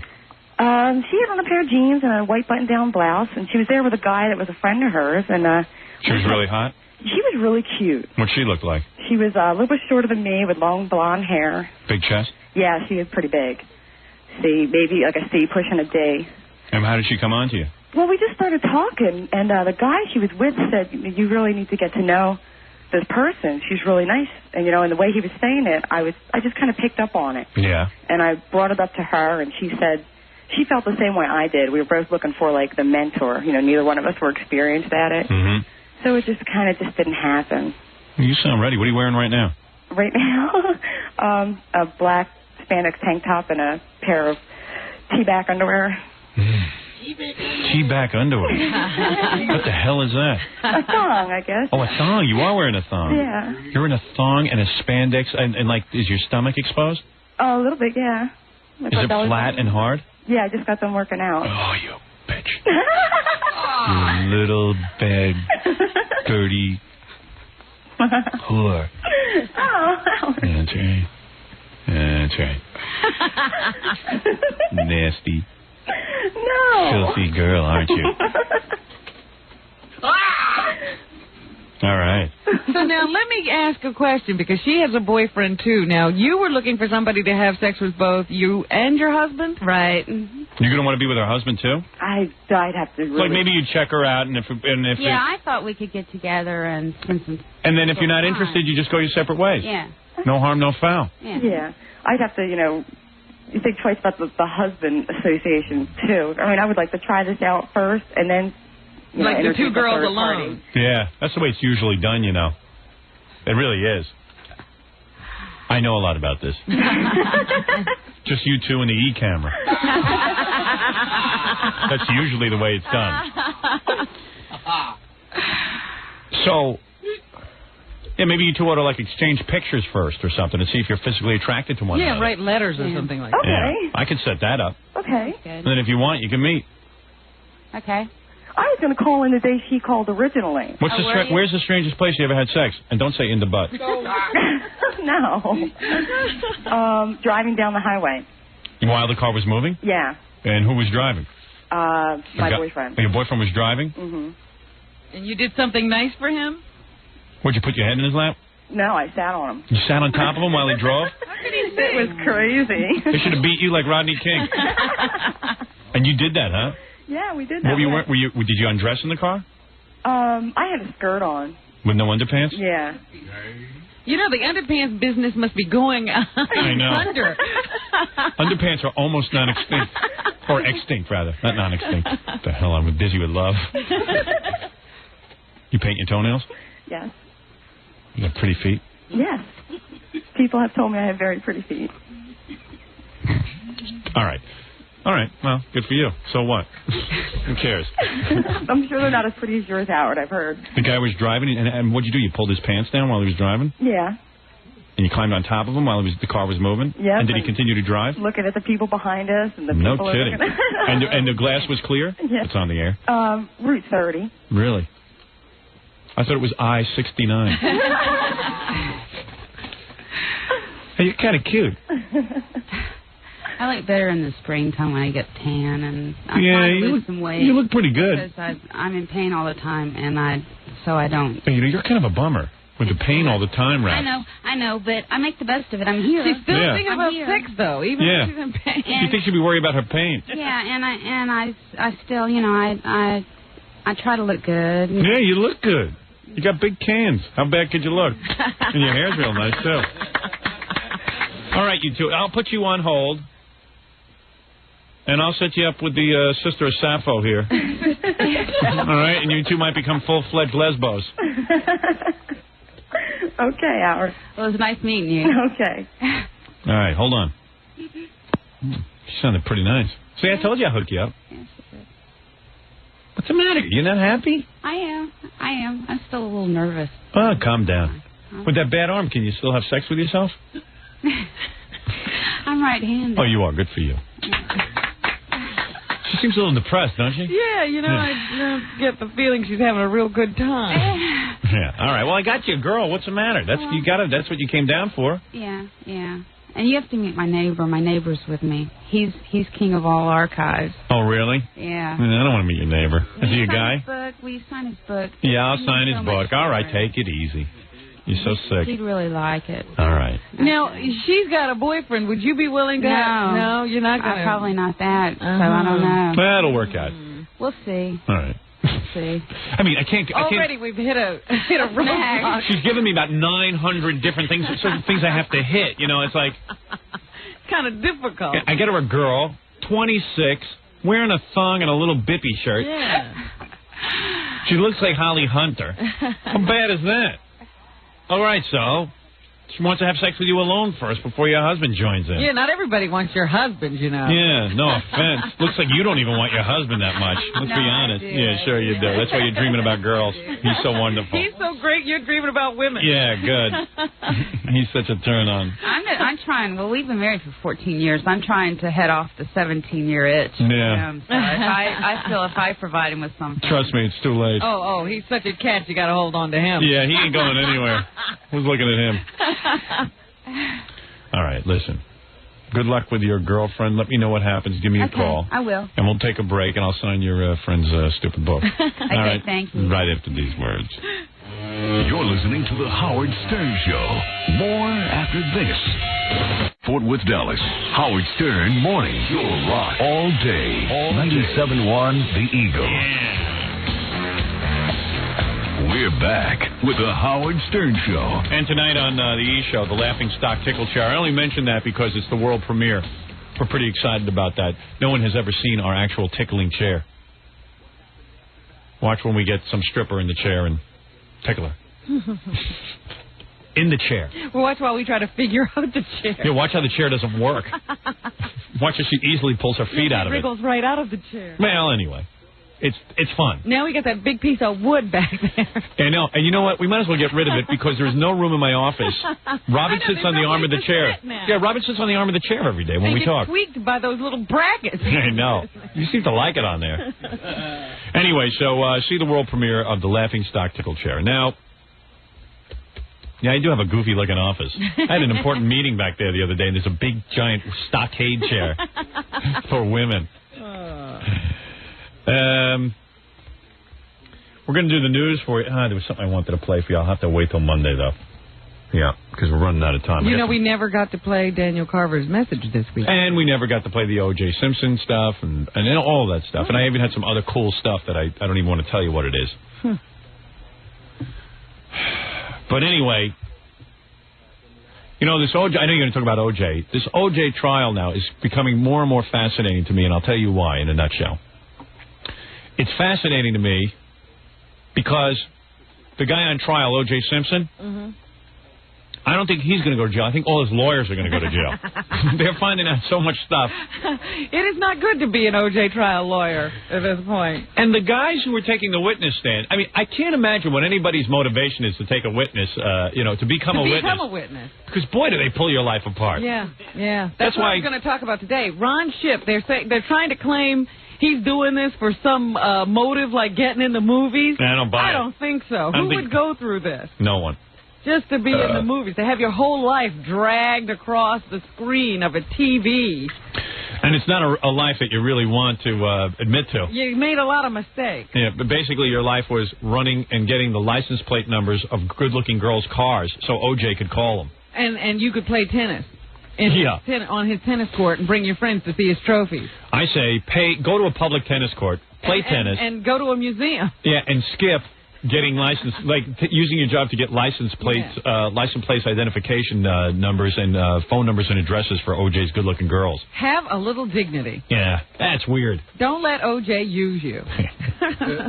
So the guy's looking like a real dick, and plus, on top of that, the guy was trained in wife and husband abuse cases, spousal abuse, and he went ahead, of course, and every time Nicole told him about abuse, he basically went over and asked O.J., hey, man, why don't you cut it out? Instead of, reporting it and stuff. Yeah. So, O.J., don't hit her again. He did the exact wrong thing, you know? Everything he taught in class, he forgot. Yeah. Once he stepped out of that classroom. Well, they mean that for regular people. O.J. Simpson now you're talking about. I loved the man. I loved the man. Keep saying that. I loved him. Yeah, I think he wanted to marry O.J. Yeah. One of the defense attorneys was asking him if he didn't want to get next to Nicole. I think he wanted to get next to O.J. Yeah, I don't think it was about Nicole. And then this Johnny Cochran, the defense lawyer. Yeah. Well, he's looking worse and worse. And then he's defending himself. He can't think about O.J. Well, what was the first allegation? The first allegation was that he had beaten his wife. Right.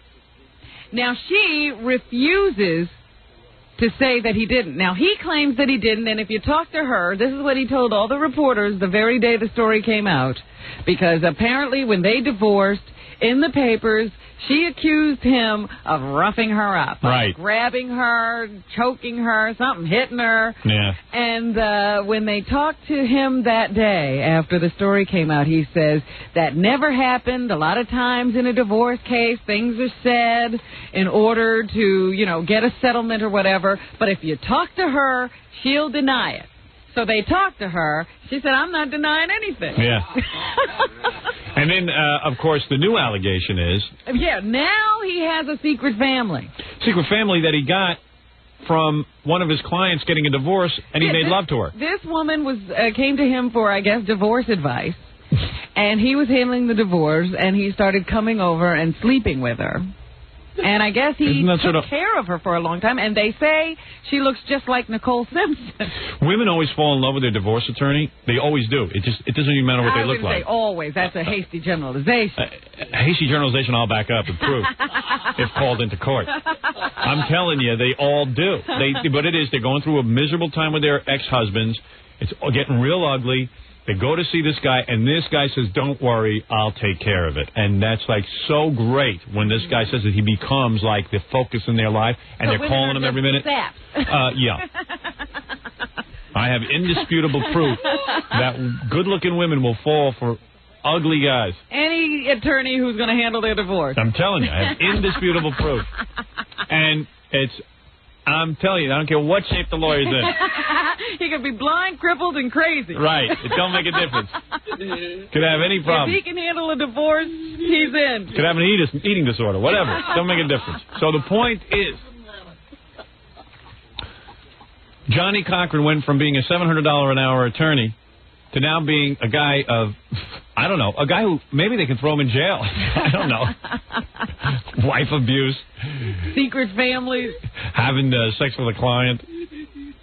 Well, this woman came forward and said, yeah, Johnny Cochran's the only father she's ever known. He used to come over to the house for dinner. And this is all during his first marriage as well. Yeah. That he's coming over to the house, sleeping with the mom, staying over. They finally wind up getting this woman pregnant, and he names the boy who's born from this union Jonathan Cochran. That's a good way to keep it a secret. Yeah. Hey, look at that stranger. He got the same name I do. So, as a matter of fact, hey, Gary, maybe this is a good time. Get Heraldo on the phone. Heraldo evidently got an interview. Yeah, with this woman. She's a grown woman now. Yeah. Who says that Johnny Cochran was the only father she's known. And Jonathan Cochran, his son, is her stepbrother. Ooh, Johnny Cochran. Or a half-brother. Well, let's give Heraldo a couple of minutes to tell us if she said anything to him. Anything cool. Well, she just says that Johnny's her daddy. And she came forward, she says, to defend his reputation. And I said, I don't think so. No, that's not working. It's not going too good. She looks cute. Let me see her. She looks cute. Well, Johnny, he's not her father. Is that the woman that Johnny was having sex with? No, that's the daughter. That's the daughter. But that's not his daughter. No, that's she was the daughter of this woman. There already. He was handling the divorce. Hey, Heraldo. How you doing? Looks like Johnny Cochran had a busier sex life than you did. Sounds like you guys are fellow sex addicts. They should call the subtitle of this whole O.J. Simpson thing of black men and blonde women. I think so. Everybody's got a blonde Nicole lookalike. What is the problem here, Howard? The problem is that once a black guy gets a little money in his pocket, he dumps the black race and goes off with white women. Well, he didn't marry this woman. He keeps marrying black women. Oh, that's okay then. as long as he marries and cheats on a black woman. He had the mistress for longer than either of his marriages. Yeah. Hey, Heraldo, this is sounding like you. You can relate, can't you? Well, Heraldo's not a black man. That's the only reason I brought it up. Cochran and his henchman, Carl Douglas, went all over Ron Gibbs' case for bringing the blonde over to O.J.'s house. They didn't say you brought a woman over to O.J.'s house to play tennis and get in the jacuzzi. They said you brought a blonde over, and then he supposedly talked to another blonde in the car. They wanted very much to stress to the 8 African Americans on the jury, the 6 women especially, that these guys are sellouts, ships a sellout. He, went for a blonde, and all the while, the woman called me, the daughter of his mistress called me. We checked her out. It's absolutely true. Cochran divorced her mom, Patricia, from her dad, and then they started this affair. It's been a torrid affair. It was 18 years uninterrupted. And you're saying this Patricia Cochran calls herself Cochran? She changed her name to Cochran, yeah. Wow. And now, but Heraldo makes. But just imagine how Cochran must feel, though.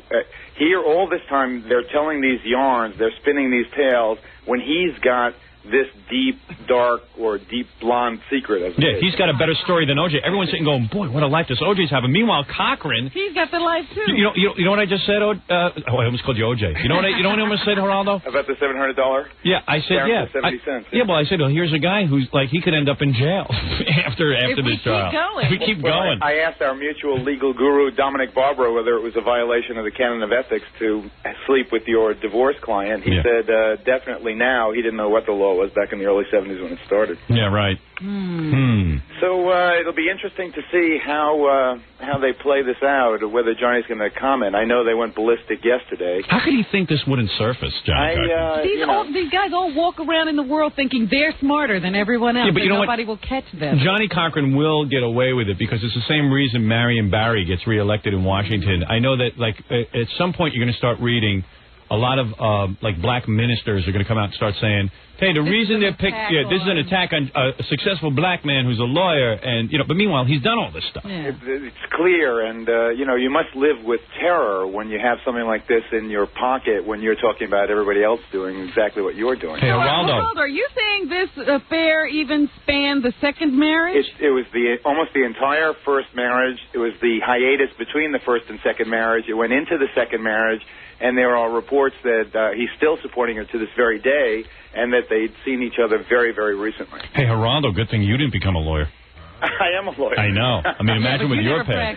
Every lawyer in the world... Really Geraldo, isn't it true that you had sex with the interns while working at ABC? Isn't it a fact that... Isn't it a fact that you had sex with us? I never pretended to be otherwise, so I'm not a hypocrite, at least. All the talk show hosts have wild affairs. I mean, well, not all of them, but we'll see. Montel Williams, he married a stripper. Yeah, and Donahue married Marlo after meeting her on the show. Right. Got rid of the first wife.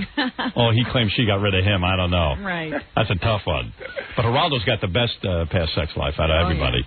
Yeah. I was an active young man, but now I'm relatively settled. I knew when Heraldo had a good sex life when I saw Kurt Vonnegut on TV when Heraldo put out his book. Fuming and saying, that bastard, he married my daughter. That was good. I actually have a bigger news story than the Cochran break. Oh, yeah? Kevin McMahon, your old producer. Yes. Kevin just did a story on male strippers and the true confessions of male strippers and the women who love them. Yeah. He was in the dressing room with all these former Chippendales. Now they're all these different groups. Do you know why they're all so well hung? Why? Kevin actually saw this. This is not hearsay. This is direct evidence. Good. He saw them attaching condoms to themselves with rubber bands, the condoms or socks filled with sand. Wow. So you're telling me they all I'm telling you that the fantasy that you were talking about last hour, the girls with the multiple implants, they have an exact parallel in the male exotic dancer industry. Yeah, no offense, Heraldo. I think we all kind of knew that. You know what I mean? I thought you meant, like, how do these guys get big penises for real? No, they don't. Who cares? Who cares? No, but the point is, I mean, I knew these guys' stuff was socks. I'm trying to figure out secret injection stories. Like the lips. I thought you were going to say, when you brought up Kevin McMahon, The lips in Africa, I thought you were going to say that there's a secret that Kevin is the world's first pregnant man or something, which I'd believe. Yeah, I thought the story was on Kevin. Yeah. But anyway, Heraldo, so when is that show going to air? Today? Today, 4 o'clock. It's the bombshell of the trial. It should really cause him at least a little moment's reflection. You got pictures of the mom? Oh, we've got pictures. We've got pictures of the mom, Johnny, together with Little John and with April, the woman who came on. We have all kinds of Johnny playing Santa Claus at home. Johnny sitting around the electric train. A black Santa? Black Santa, yeah. With those big power frames, those big glasses? Yeah, he had an afro in some of the pictures. Oh, boy. And where's the mom? Is she on the show? Mom is still in Southern California. Right. She's probably laying low because she just wants Johnny Cochran to stop. Isn't he supporting her? He's still supporting her, right. Right.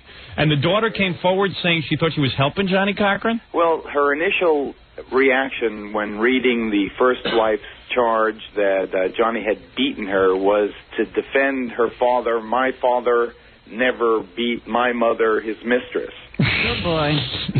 Somebody ought to talk to her. Yeah, That's not a good defense. Yeah, it's not really helping the situation He never that beat much. the woman he was cheating on you with. Yeah. Hey, Heraldo, thanks for calling in. Okay. We'll watch today at 4 o'clock here in New York and around the country. Check your local listing. Right. Thanks, Heraldo. Thanks, everyone. Right. That's Heraldo Rivera. Boy, oh boy. Lots of activity going on out there. I like Heraldo always needs an excuse to ruin somebody's life. Yeah, he needs a cause. A cause. He goes, hey, wait a second. The only reason I'm doing this is because Johnny Cochran's up there saying how bad Ship is for having a blonde friend and trying to show him to be a race trader. Meanwhile, I am showing the hypocrisy of Johnny Cochran. I'm like, whoa. No, you're going for ratings. Dude, you don't need an excuse. Just ruin the guy's life. He always finds a flag to wave. Yeah, he does. He always does. It's great, isn't it? Now, I just want to tell you why I'm doing this. I am not a bad guy. Right. Well, Heraldo, you're a bad guy, and it's okay to be a bad guy. Some people are bad guys. You enjoy this Right. stuff. Geraldo, you're wrecking the guy's life. Get him back on the phone, Gary. I got to do this. I have more. Yeah, that went too smooth. I got more to say. He thinks he's Robin Hood or something. Yeah. The rescue. I just got to get something off my chest. He always does that, yeah, too. He does. Always got some rationale. Yeah, Robin Hood simplex. Remember, he was all upset with Joey Buttafuoco because Joey was out running around with young girls on his wife. I was like, Heraldo. Yeah. Hey, Heraldo, didn't you run around too? You slept with a senator's wife when he was in a wheelchair. Yeah. And he was like, okay, I got to go. Well, it's different. It was back in the 60s. Hey, Heraldo. Heraldo. Hey, long time no see. No, you're back on the air. You know, I just was saying, it's funny. I got to tell you, you're a funny guy. Because you have Robin Hood complex. Let me just explain something to you. When you get Johnny Cochran on the show, you know, when you talk about Johnny Cochran and, you know, in the middle of ruining his life, it's always funny how you always have to, like, justify it in your mind. You ruined his life. I didn't ruin his life. Yeah, but you know how you always say, you always preface it, you always say this. You know, they're up on the stand trying to discredit Mr. Ship because he had a blonde friend. But I'm telling you something. Johnny Cochran's sitting there, and he has a blonde friend as well. What a hypocrite. Therefore, I'm going to ruin his life. I mean, you always need that, don't you? Remember, even with Joey Buttafuoco, you needed to say, here's a guy who was married, running around with young girls behind his wife's back. That wasn't the issue. And then when we pointed out that you were doing the same thing, you ran out of here. But none of my girls ever took a gun to my... well, he couldn't help that. You didn't know they weren't going to. Well, no, I actually... Joey is also on the show today. It's a jam-packed show. Joey calls in, and we have a rapprochement. We've made friends. Oh, really? Yeah. Boxing match off? Well, we alluded to it a little bit. Well, I don't think the basis of the relationship should be whether or not we're going to fight and make him $1 million. You got to admit, though, like see again. Now he doesn't want to make Joey money. Right. You got to admit. But Buttafuoco, I mean, he's messing around. Okay, let's say he was messing around with. He was messing around with young girl, right? Right.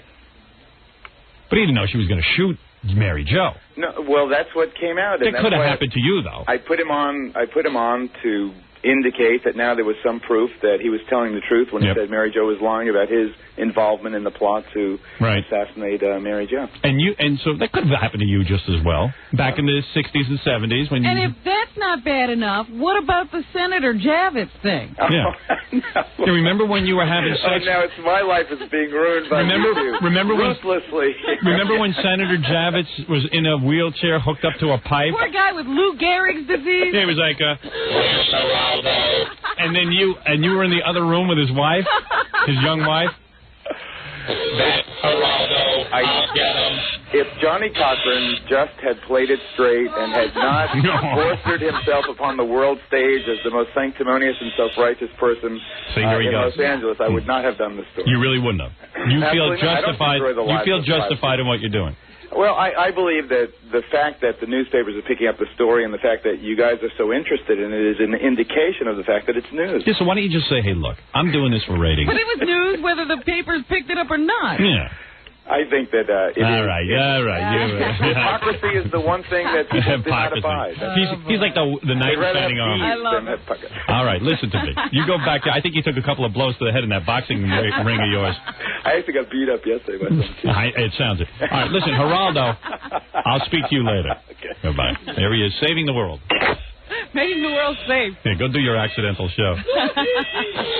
Heraldo in bed with Senator Javits' wife while Senator Javits in the other room hooked up to pipes. He can't even talk. He had a blowhole. Yeah.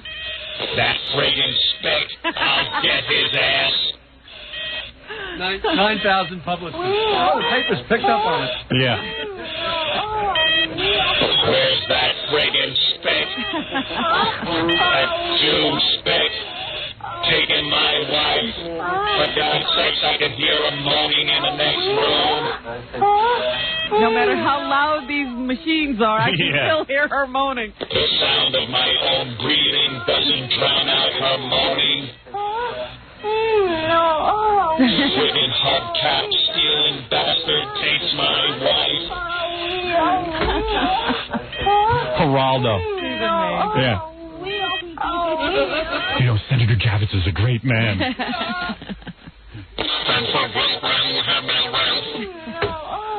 Don't raise your voice to me. It's getting higher and higher. At least drag her out of earshot of Senator Javits. Yeah, right in the house. Right in the house. He's saving the world. I love Heraldo. But I'll watch the show. Hypocrisy, he said. Yeah. I'm going to watch the show, though. I'll be sure to do that. You don't need an excuse. Yeah, I like Heraldo. All right, very good. We'll be back right after these words. We'll be back with the Howard Stern Show. Don't go away. We're back with the Howard Stern Show. Are you dancing? Where's your go-go boots? Well, where were we in the news? Well, we were still at the O.J. case. First, we have to discuss all the new news we've found out about O.J.'s lawyers, and then we can move on to the case. So we have now determined that Johnny Cochran had a secret family with a white woman while they try to tear apart Ron Chip on the stand because he was in a jacuzzi with a blonde friend. Now, is like being in a jacuzzi with a person like having sex or something? I don't know. It just seems like a lot of people are jacuzziing. You know? Everybody wanted to jacuzzi at O.J.'s place. I know. And, like, when they say jacuzzi, are they talking about, like, a big tub? Or are they talking, like, is it like a bathtub? I think this is an outside thing. Oh, I see. Yeah, this is something he had by his pool. Oh, I like see. You would at a hotel. You know, they have the jacuzzi by the pool. Boy, if I was single, the first thing I'd buy is a jacuzzi. Because everybody wants to be in it. I know. Like, a lot of hijinks happen in that jacuzzi. You know, it's just a big... You know what it is? It's a way to get a woman in a little bit of clothes and sit with her in a body of water. That's right. Yeah. toes go wandering, everyone's loose, and you always have to drink in a jacuzzi. It's like the perfect thing. Right. Ron Schiff gets in the jacuzzi, asks OJ to go get him a bottle of wine. And I'm sure when you're a black guy, you're probably sitting there going, gee, I don't know if this white woman really wants me, maybe she's trying to be friends, I don't know. But as soon as you say to her, you want to go in the jacuzzi, and she says yes, then she'll get out of her clothes. that's a pretty good indication that she might want to have sex with you. Well, I think Ron Schiff was telling everybody that he was in there with a friend of his wife. Yeah. And his wife was fully aware of everything that was going on because there was some eye contact made between he and his wife during all of this testimony, and they both sort of shrugged and said, yeah, they're going to do this. They're going to try to paint me as a guy who was a philanderer and a this and a that. Right. And who knows what the heck he is. He says he had a conversation with O.J.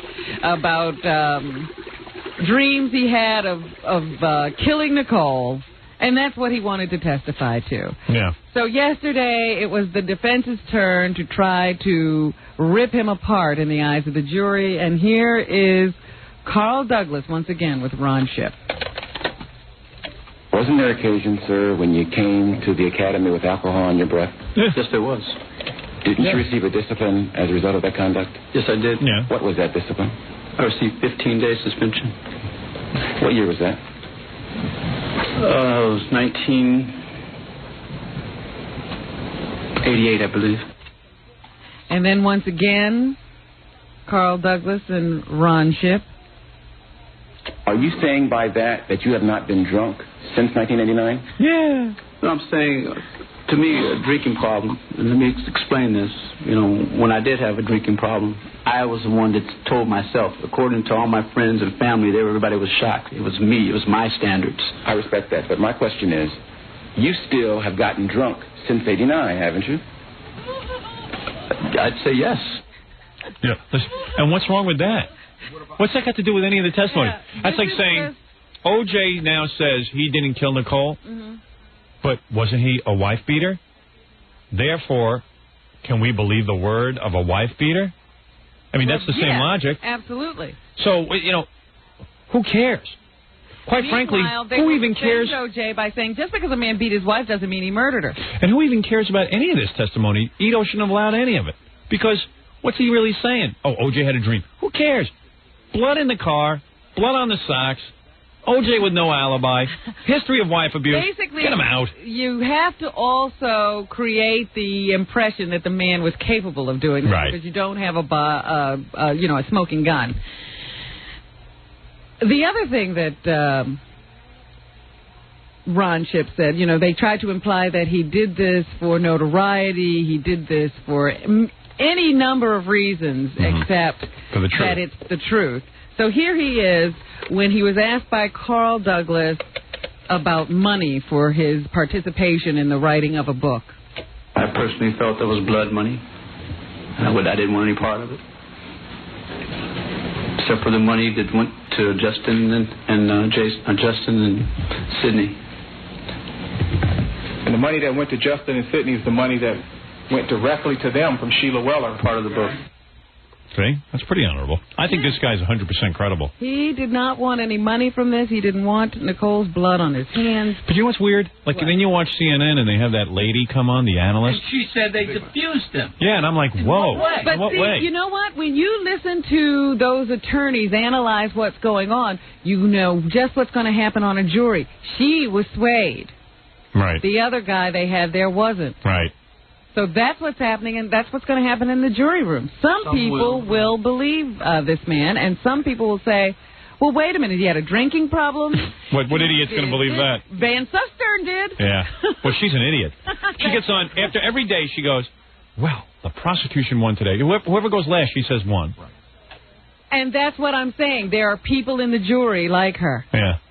There are people all over the country like her. Dopes. I know, because I'm telling you, I had a conversation the other day with a really bright woman, a woman I hold up to be pretty bright, and she was like, oh, I'm starting to doubt O.J., that O.J.'s the murderer. And I said, you're kidding. This is a friend of mine.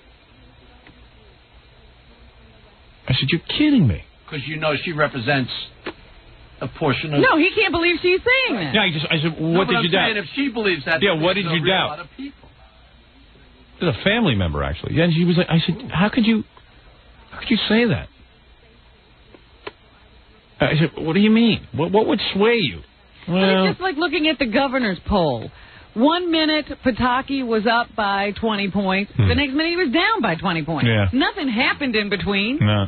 People just fly all over the place with their opinions. So anyway, yeah, go ahead. You were saying.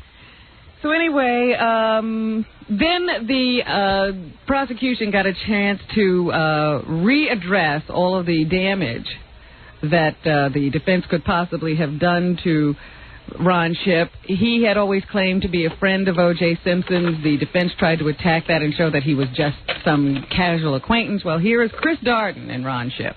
While you were watching television in that room with the defendant, did he ever ask you who you thought killed Nicole Brown and Ronald Goldman? Never. Did he ever express any sadness or sense of loss because Nicole was gone? I didn't see it because of Nicole. No, I didn't. Oh, that's a different cut. That's where he's explaining that O.J. never once asked him any question that would indicate he didn't know who killed his wife. And he didn't seem to have any remorse or regret at her loss while they were together. But he also said that there were times that O.J. called him when he needed someone to counsel his son Jason. Jason once took a bat to the life-size statue of O.J. I guess he has statues of himself around his house. A guy who can't spell. So there was this big statue of O.J. out there, and Jason got upset, and he took a bat to the statue. So O.J. gets on the phone and calls Ron Shipp to come over and talk to his son. There was another time that Jason was taking cocaine with some friends out in, when he was growing up, he was a teenager, and O.J. found out about it, and he called Ron Shipp and then called a meeting with all the parents in the neighborhood to determine who had gotten the cocaine for Jason. And to counsel the parents as to what their kids were doing. So this is how much O.J. thought of this guy. He was no casual acquaintance. O.J. used him all the time. Can you go talk to my son for me? Yeah, he's beating up my statue. That's pretty weird when your son starts... First of all, it's weird to have a statue of yourself in a backyard. That's really weird. I haven't even gone that far. Yeah, I mean, you've got a giant picture of yourself, and I think that's strange, but a giant statue. Although that's just giving you ideas. I see your eyes lighting up. She just doesn't have room for the statue. Is that a full bust or a full figurine? Should it be alabaster or copper? I thought that was pretty hysterical. Yeah. After... they finished with Ron Shipp yesterday. He finally was allowed to leave the stand after they raked him over the coals.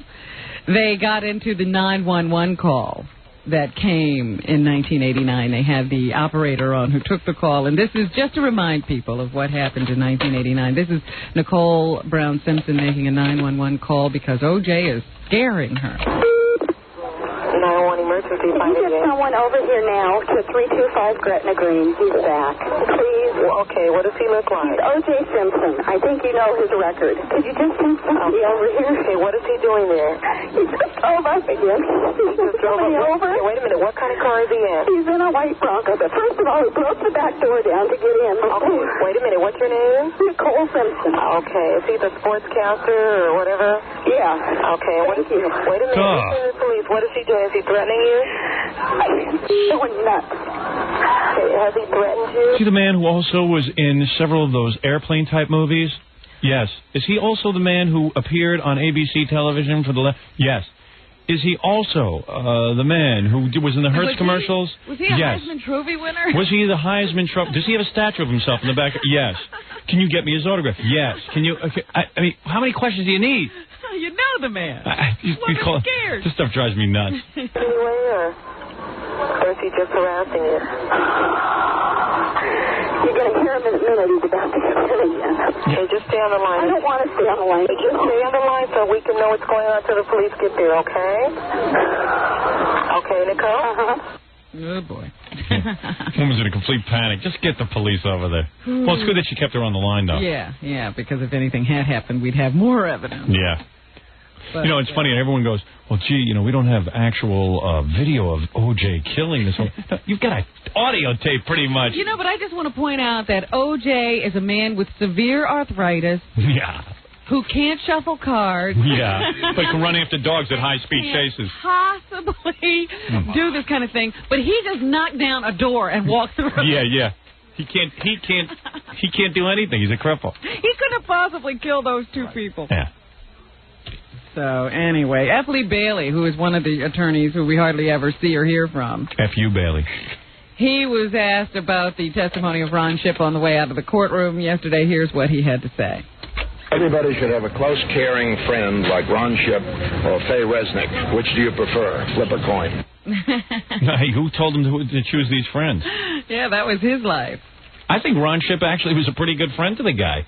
Got him numbers of license plates. Any guy who you can call up and say, look, I just saw a hot chick in a car. Can you track down her? I'll give you her license plate number. Just give me her phone number and address. I say he's a pretty good friend. At the risk of losing his job. Yeah. Right? Yeah. And not only that, hey, my son's out there beating on my statue. Could you come over? Yeah, can you have a neighborhood sit down and talk about cocaine abuse with all my neighbors? Because my son had some coke. I'd say that's a pretty good friend. Yeah. And quite frankly, I've been looking at Faye Resnick. I'd like to be friends with her. You're choosing her over Ron Shipp. What a head of hair. They also say that this is what boggles my mind. O.J.'s still wheeling and dealing. Now, while he's sitting in that courtroom, he appears to me not to be capable of doing anything. Right. I find him to be very stressed out and almost incapable of understanding what's going on. That's the way he looks to me. Yeah, well, he's almost gone. Meanwhile, I see in the paper he's now considering another book. Yeah. He's thinking of now writing his autobiography. His other book has done so well. Hey, you wrote a book. I mean, there's nothing to do in that jail cell. You might as well. And you see how well he writes. They flashed up one of his letters that he sent to Nicole Simpson when he was, apologizing to her. He spelled the word start, S-A-R-T-E. And half the letters were backwards. This spelled O.J. Yes, it was M.E. This guy's a college graduate. It's amazing. Those love letters must have really turned her on. Brought her back every time. Dear Jaime. Oh, honey, I think he means. Gee, what a genius I'm married to. I loved you, Nicole. L-U-B-Z. I loved you. I need you. N-E-D-Z. I'll tell you, he wants to make money. Screw the book. Just put out a collection of all the things he's scribbling on that yellow legal pad. I want to see that. That's what I would love to see. All those crappy spellings and pictures and collector's items. That's a collector's item. This guy doesn't know what to sell. And the bad acting. They are also, there is more money to be made on this case. They're also going to start selling videotapes of the opening arguments of the attorneys. No kidding. Look for that to come out soon. They should let O.J. really write his autobiography with no help and all the misspellings. Yeah, right. Yeah, the title is Innocent. I-N-O-S-E-B-D. Innocent. I want to ask you something. Yeah. Because I noticed in the Post today when they recopied the letters, they corrected all the spelling. I know. And put it in that way. That's why they should let us write a newspaper. Why would they do that? Because they don't know what people want to see. There's also going to be a segment of A Current Affair tonight in which Paula Barbieri's father will claim that O.J. told Paula that Nicole was a bitch and somebody ought to slit her throat. He's a little upset with his daughter. He feels that she's ignoring her family and all she cares about now is a guy, who's not on death row yet, but she's abandoned them and he's a little upset. Yeah, if he wants Paula to be with a good man, why doesn't he introduce her to me? She, they say, visits O.J. once a week and has been going with him since he split with Nicole. Yesterday I saw on one of the tabloid shows that she forced O.J. to make a choice between herself and Nicole because O.J. kept running back to his first wife. Is that right? Yeah, it seems that he was real clear on what he should do. Well, I'll kill her then, Paula. Who knows? We have to wait until the trial is over. See what the jury decides. Right. Colin Ferguson continues in court defending himself. That's the show to watch. Yesterday, I just think it's sad that people who were shot by this man now have to be cross-examined by him. Oh, I think it's good television. As a matter of fact, for those of you listening around the country, this is the guy who shot up 9 people on Long Island Railroad. He was a black guy, said he had black rage. No, 6 people died. There were a lot more people shot. Oh, were there? Yeah. No. But anyway, he doesn't say he had black rage. That's why he fired his attorneys. Oh, he didn't have black rage? He says he didn't do it. Oh, that's right. Everybody saw him do it. So he keeps bringing these people up to the witness stand, and they say, Colin Ferguson shot me. And then he cross-examines them, and he says, now, you turned around when you heard the noise in the train, did you not? And the person on the witness stand says, yes, I did. And he then says, what did you see? And they say, I saw you holding a gun firing at people. And this goes on all day long out there on Long Island. He asked for a change of venue but was denied that change, so they're continuing the trial right out there. I don't know where this trial is supposed to go. Can't we end it now? At least 5 people have identified him as the shooter. I think it's over. Move on now. I told you about this earlier. I want you to be the judge. Is this man guilty of rape or not? Oh. I'm going to tell you the story. The phone rings. A woman answers. A man in a sexy whisper says, unlock your door, take off your clothes, put on a blindfold, and wait for me in bed. Gary. At least 3 women did it, thinking it was their boyfriend. It wasn't. It was Raymond Mitchell, a 45-year-old businessman married with children. He says he was just fulfilling their fantasies, but that they consented to having sex with him. The women want to charge him with rape. Is it rape? I don't know. I'm kind of burnt out. Oh, please. Are you listening to me? I heard the whole thing. I'm having trouble deciding. Okay? Give me a break. Can I think about it through the commercial? Do I have to come up with a decision right now? You're usually Mr. Instant Justice. Of course he's guilty. He is not. Absolutely guilty. How do you figure? Because if I tell you to go lay on your bed naked and blindfold yourself, it doesn't mean you're consenting to sex. If I call you on the phone and say, go do that, you might be stupid enough to do it, but that doesn't mean that... These women are not indicating that they struggled. All right, let me ask you a point. Let me ask you something. Help me out here. All right. At what point did they know it wasn't who they thought it was? I don't have that information. See, that's why I don't have enough. Excuse me. Yeah. I'll give you a scenario then. Go ahead. Spell this out for me. They go through the whole sex act. Go ahead. And they don't know it's not their husband or boyfriend until after they take off the blindfold at the end. Right. That's impossible. It's rape. How could they not know? What do you mean, how could they not know? That don't sound like rape to me, though. Guy says, hey, baby. Unlock the door. Unlock the door. I feel like trying it. That's a very tough one. I need more information. I'm sorry. I gave you enough information. No, you didn't. Ask me anything. I will give you the information. Okay. How much is... No, about this 91 times... All right. I don't think this is rape. These women consented to have sex. They're just angry now that they weren't having sex with who they thought they were. Let me try it. I'm going to call a number now. All right. Call a woman. Now, remember to whisper, because you don't want them to be able to recognize your voice. All right. Just trying to think of a number that I can call.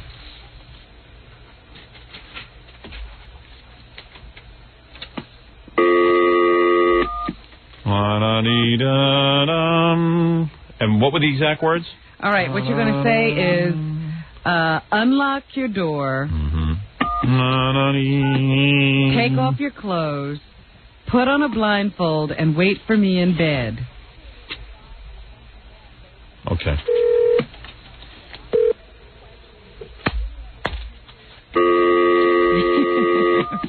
Unfortunately, it never worked for us because we can't dial a phone. Well, yeah.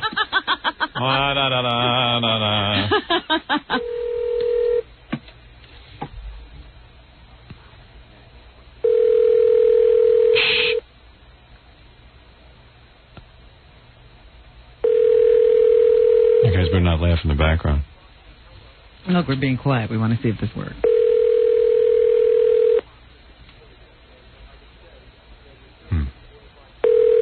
Random number. Did you call someone who wasn't home? Obviously. Let me try a different random number. Darn. I should actually write down what I'm supposed to say. You're going to forget, huh? Well, you know, it could get a little different because, you know, the girl might question it. But it's like, lay down. No, it's unlock the door. Unlock the door. Take off your clothes. Take off your clothes. Put on a blindfold. Take off your clothes. I like to say that twice. Put on a blindfold. Put on a blindfold. And wait for me in bed. Wait for me in bed. Okay, I got it. I'll have to disguise my voice because I'm a very recognizable character. Well, that's why this guy whispered. That's what I will do, Rob.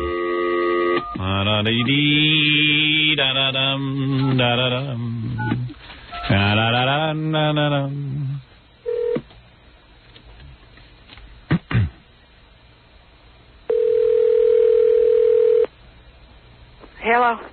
Unlock the door. Take off your clothes.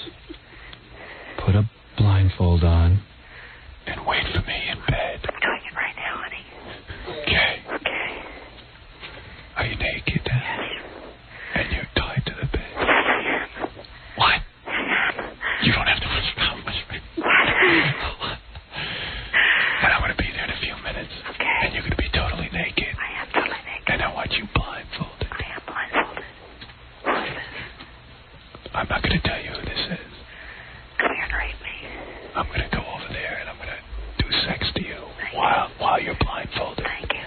And you're going to be laying there. You're not going to know who does it. It's my fantasy. Yes. Yes. You know, Jackie, even nude your wife is annoying. Nude and blindfolded. Yeah. Although I was getting a chubby. Well, the point is, if she now consents and she does all those things and you have sex with her, did you rape her? No. I don't think so. That's what I said.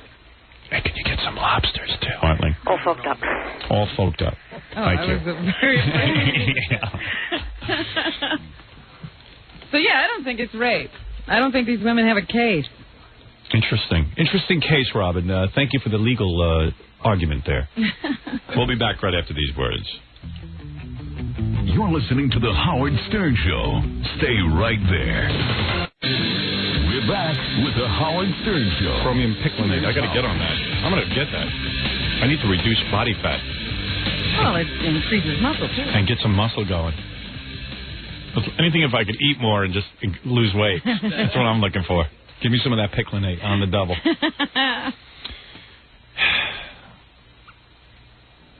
Anyway, we were in the news. You going to announce the contest? Oh, yeah. You said something about a contest. Yeah, someone here on the show had a really good idea for a contest. I don't want to say who. But, Robin, you overheard it. What was the contest again? Every time, this person said, every time there's a black person who becomes prominent, we always find out terrible things about them. Well, you know, like this Johnny Cochran, supposed to be this great black guy, you know, and even you were saying how all the black women on the jury must be sitting there going, oh, Johnny, he's a wonderful man, and look, he marries black women, blah, blah, blah. Yeah, well, that's what they see when they see Johnny Cochran. A lot of them go, you know, look at that fine brother. Look at him. Married to a fine black woman. Very successful. Now, that's what every brother should be like. Then you find out he's with the white broads. Right, you scratch the surface of Johnny Cochran, you find the hidden white woman and the whole thing. So you want to find the name of a... No, not me, this person. Yeah, I mean, this person said they want to find the name of the one black celebrity who stays married to his black wife and doesn't cheat and also has no white the girlfriend. real role model. Okay, you want the role model. one that you can really stand by and say, this guy... Look under his bed, look under his couch. You won't even find dust balls. Gary said a good candidate might be Spike Lee, but someone said you don't think so. I mean, you're guessing, you don't know, but... I have no idea. I don't know anything. Right. All right, so how are we going to find out who this person is? I think people out there should submit names and give us proof, you know, that this person, we'll give him an award. We'll bring him on and say, this is the black role model. Stop with all these other guys. Well, you're not going to like this answer, but the answer is Al Sharpton. Al Sharpton? Yeah, he claims he's faithful to his wife. Well, I don't think that's the only criterion. I don't think he swears he has never had a white woman. That's not the only criterion. He is successful, even for doing nothing. Well, that he makes a lot of money. I don't like that. I don't think he qualifies. All right. You got to have a job, too. A job that can be identified as a job. A job that people get into besides talking. Right. All right.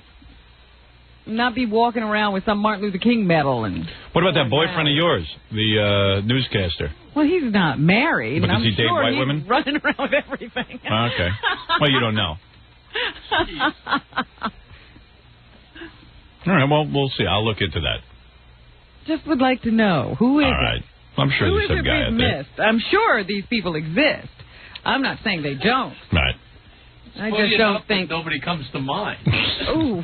I was going to go with Wesley Snipes, but who knows? He's not married. Oh. Who is it, Gary? Who is it going off the hook? Who is it? Bill Cosby, Ossie Davis, George Foreman, Denzel Washington. These are just a lot of people who are being nominated. Hasn't Denzel admitted to having some problems with... I saw an interview where he said things haven't always been so rosy. Yeah. Ossie Davis has been married to that woman for a gazillion years. Yeah, for no apparent reason. Ruby D.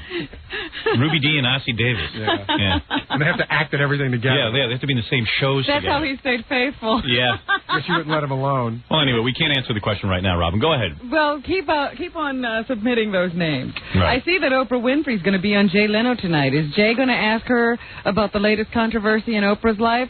Her father has been accused of sexually harassing a young woman who was applying for an Oprah Winfrey or some kind of Vernon Winfrey scholarship. Yeah, Vernon Winfrey scholarship? Yeah. Yeah. Oprah gave him some money gave some money to his alma mater for a Vernon Winfrey scholarship fund. Okay. $100,000 a couple of years ago or something, and he gets to dole it out in $10,000 increments.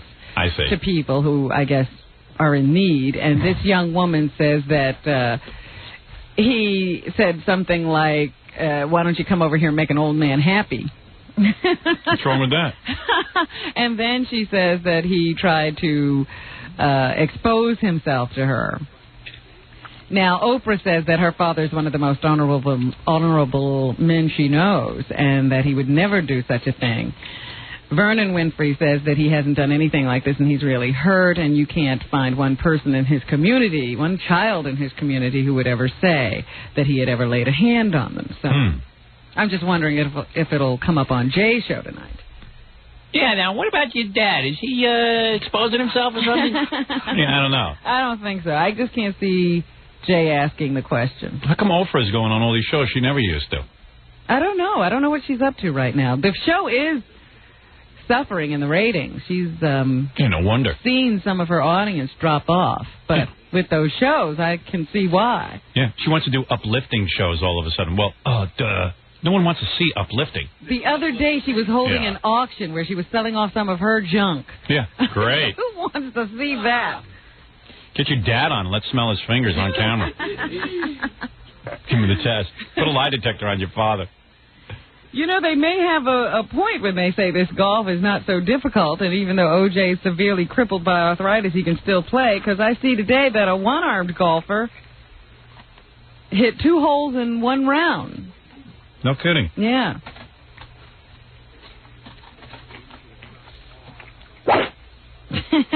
We got to get tape of that. It's pretty funny. I mean, you see the guy standing there with one arm holding the club with that one arm, and then he hits it so well, it just drops right into the hole. That's the only time he has to hit it. Wow. So maybe golf isn't that difficult. Can you play it drunk? The Centers for Disease Control in Atlanta say they've received more than 80,000 reports of severe HIV or AIDS infections in 1994. And the epidemic appears to be growing fastest among women compared to men, among racial and ethnic minorities compared to whites, and persons exposed heterosexually in comparison to men who have had sexual contact with other men.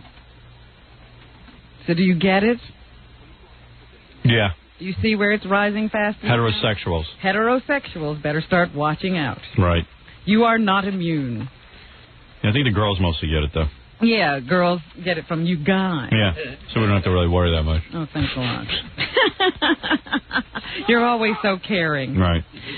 What do you think of this? Bob Dole is now saying that he's going to run for president in 1996, and people, I suppose, are urging him to choose Colin Powell as his running mate.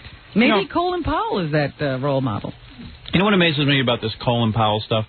Here's a guy who's never served in public office. I mean, he was in the military, but he's never really done anything to prove that he knows anything about public service, running government. Let me mention a name to you. Yeah. Dwight Eisenhower. I know. Dwight Eisenhower was a miserable president. That's okay. He got to be president. The guy was a general and made no friggin' sense whatsoever to elect this guy. And it happens all the time. Quite frankly, I don't see the name Colin Powell as one that I mean, if you're going to run for vice president, show me something you did as a governor, or show me somebody who did something reasonable. Governors don't make such great presidents either. Jimmy Carter. All right, but at least the guy did something before he got into office. You're asking me to do a crapshoot. He ran a few things. All right, good. You're asking that we put a businessman in there. Yeah, he ran the military, which really runs well. Yeah, there's not much waste there. Why don't we just get a big warehouse and store these 9 billion T-shirts that we over-ordered? No one will know. Why don't we spend $10 million on an ashtray for this helicopter? What's the difference? It's the taxpayers' money. I just think it's nice to see that a black man could be an asset to the ticket. Yeah. America's changing. Yeah, nothing to do with black. I mean, Eisenhower was white. I'm just saying these generals. No. I'm not saying anything about that. It just seems to me that never before in history has adding a black man to the ticket been considered an asset. No one said it was an asset. Oh, stop that. Just saying, they're just mentioning his name. Nobody chose him. You forget about the Deep South? Oh, boy. Deep South. Look to the left of me in this room. Also on the news tonight, Johnny Cochran and his second wife will be on day one, along with the first wife. They'll all still be talking about this spousal abuse charge. One big happy family. Leveled against him. Right. Here's Johnny. So if you're interested, you can take a look at that. A small school district in North Sacramento has fired a first-year English teacher. This 28-year-old David Townsend got into trouble for showing R-rated movies to his 8th grade students without parental permission. Is that right? Yeah. They say he showed excerpts from the movies Dead Poets Society, Poetic Justice, and Above the Rim, as well as Speed. The people had a problem with the fact that there was language of a profane nature, sex and violence. A teacher showing the movie Speed? Yeah. Why is he showing movies? What's that got to do with English? I don't know. You know how you used to say you had a friend who taught in the schools and he played music, so maybe it's gotten to the point now where you have to play movies to keep people quiet. Well, what is this, an inner-city school? I have no idea. Oh. Well, he was an excellent English teacher. Here he is teaching one of the kids. Okay. Bravo. Good. Now, let's go back to the conversation. Tell me, what else did you do over the weekend? And if you make a mistake with the TH, fix it. Nothing much. Nothing much. Link the words. Nothing much. Good. Well, I don't see how they could complain. I have a very... So he showed Speed one time. The kid deserved a reward working so hard. Right. Do you care about the minimum wage going up? No. Well, the president is expected to propose a 90-cent an hour increase in the minimum wage. The Republicans are against it, apparently. Fred's very involved because he makes minimum wage here. Looks like your check will be more. What's that going to be again? 90 cents more. An hour. That's pretty good. Yeah, and since you do about a half hour's worth of work, that should be 45 cents a day. 45 cents. That's right. I can spend. There you go. We have a new Surgeon General. His name is Henry Foster.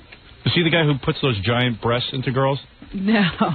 He's a Surgeon General. He's a guy who's known for his anti-teenage pregnancy crusade.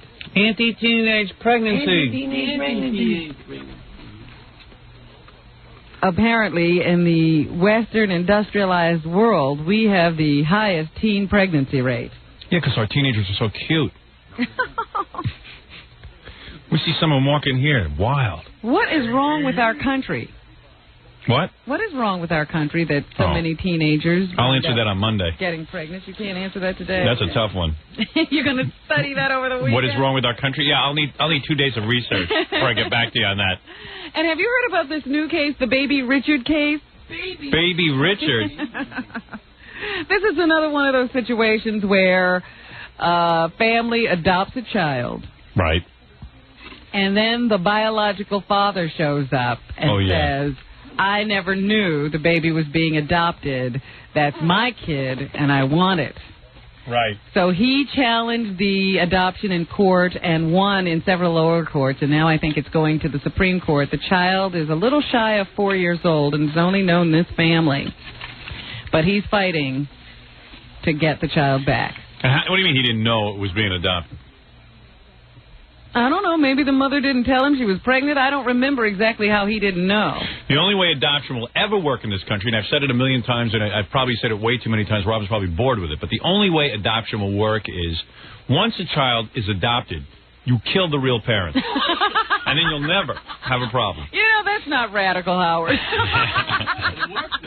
That way... How could you making such a reasonable decision? There you go. That's amazing. I just think it's sad that it seems to be that the kid is the last thing thought about in these situations. Well, I have always told you that the mother actually is the primary person. If the mother decides to give away the child, therefore the child is an orphan. The father has nothing to do with it. But the courts are now recognizing these dads, right? Wrong. They should not be doing that. It's the mother's decision. It's like when you make a bowel movement, that's your bowel movement. Nobody else had anything to do with it, right, Robin? Even if they gave you some food? No, it came out of your body. Are we gonna say that bowel movement belongs to the supermarket guy? Or the restaurant? Right. What comes out of your body, you decide what to do with. That's it. It's simple. She gave it up for adoption. That's it. Over. Well, I hope that Mia Farrow and Woody Allen aren't suffering from the same kind of syndrome, because they say Connecticut police are looking for a Louisiana man who claims to be the natural father of the little girl Mia Farrow and Woody Allen were fighting for custody over a little while ago. The little girl known as Dylan. Right. This guy says that the child they adopted is actually his little girl, Karen, who was born while he was in jail and put up for adoption by his common-law wife without his permission. Yeah, they'll just turn the baby over to him. I think at this He's point... on parole now. Seriously, though, I've been thinking about it. I think the kid would be better off with the convict. After looking at those two? Yeah. I wonder if Woody's here. I mean, would ye? I don't know. Want to ask him his opinion of this whole thing? Yeah, Wood Ye might be here, and he might want to say something about this. I'll just ask Woody one question, and the question is, what do you think of this convict trying to get your kid? Uh-huh. And we'll hear his answer. Well, is he coming or not? That's always a good question. I'm sure he is. I'm sure they're trying to calm him down with a sedative. Give him a second to swallow. Having heard this news? Yeah. Oh, okay. This is Woody's. Woody is very shy. He really is. How are you, Wood Ye? What? Yes. Very good to see you. He's very, very shy. Wood Ye, let me ask you a quick question. What do you think? Would you give your baby to this crook, to this convict? Would you or wouldn't you? I have a good to mind. Give the kid to the crook. Give the kid to a crook. I see. You have a gook to mind? Well, you know, he's dating Sun Yi. Yes, that's true. Hey, by the way, as long as you're here, how's your relationship going with this Oriental girl who was Mia's daughter? Want to smell tuna and rice? Sniff my hand. All right. Oh, well, Wood Ye, you're pretty wild today. You are a shot out of a cannon, I must tell you. You really are. But as you can see... Yes, he's not very concerned about this guy being after his daughter. Yeah, I mean, actually, is Dylan's name still Dylan? Mia changed the names, didn't she? I believe she changed the name. I'm not sure. It's unbelievable. Well, anyway, hey, you know, you look a little pale or something. Your coloring is off. Well, what's wrong? Would ye? I wrote Sunye so hard, some yellow rubbed off on me. Oh my. Well, you are a great man. Certainly, you've had some weird personal life, but no one can fault you for your... Still a great filmmaker. Still a great filmmaker, aren't you? Yes, absolutely. Well, congratulations to you, and good luck with everything. I just want to say I appreciate you coming in here. And any last words? Anything funny to say? Or... Thanks, Woodie. That's quite enough. Would ye? My goodness, unbelievable. All right, thank you, Would ye. My goodness. Thank you, Would ye. Have you ever? That's Would ye. Not supposed to be brilliant. That's not Woody Allen. That's Would ye. Oh, that's Would ye. Would ye. He's not brilliant. Right. He's not brilliant. Yeah. At this point, I think he's funnier than the real Woody. I've seen the last two movies. I've had a sad note to bring to you today. What, Woody just collapsed? We had to take him to the hospital? Yeah, Woody died under the strain. He don't like to perform on camera. Yeah, go ahead. The British actor Donald Pleasance, you remember him? No, I don't. Oh, of course you do. He was in a James Bond movie called You Only Live Twice. Oh, the Chinese guy with the hat and he threw it? No, that was Top Job or Odd Job. Top Job. Odd Job. Oh, whatever. He was in the Halloween films. He was always the guy who was after... oh, yeah, I know him. Who is it from Halloween? Donald Pleasance. Is Jason in Halloween? No, Freddy Krueger. No. That's Nightmare on Elm Street. Freddie Norris. No, that's here. Freddie Norris. You guys don't know your horror films, do you? No, we just watch them. We don't take notes. You know, we don't care who's in them, as long as they're good. That actor dude. Yeah. Well, he always played the guy who was after Michael Myers, I think it was.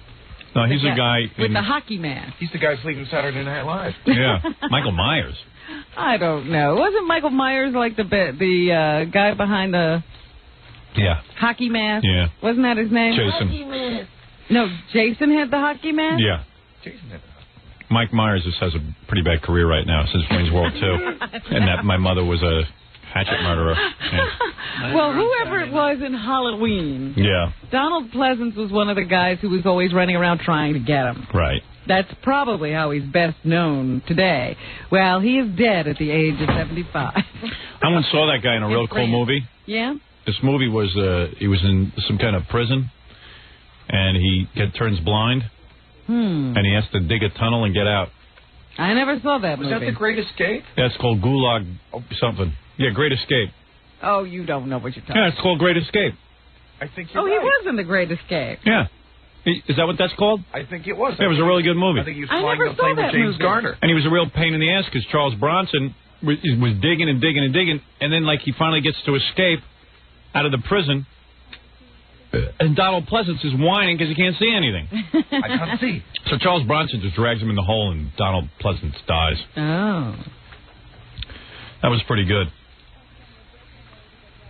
Well, he was a very good actor, and we're sorry to see him go. It doesn't affect me.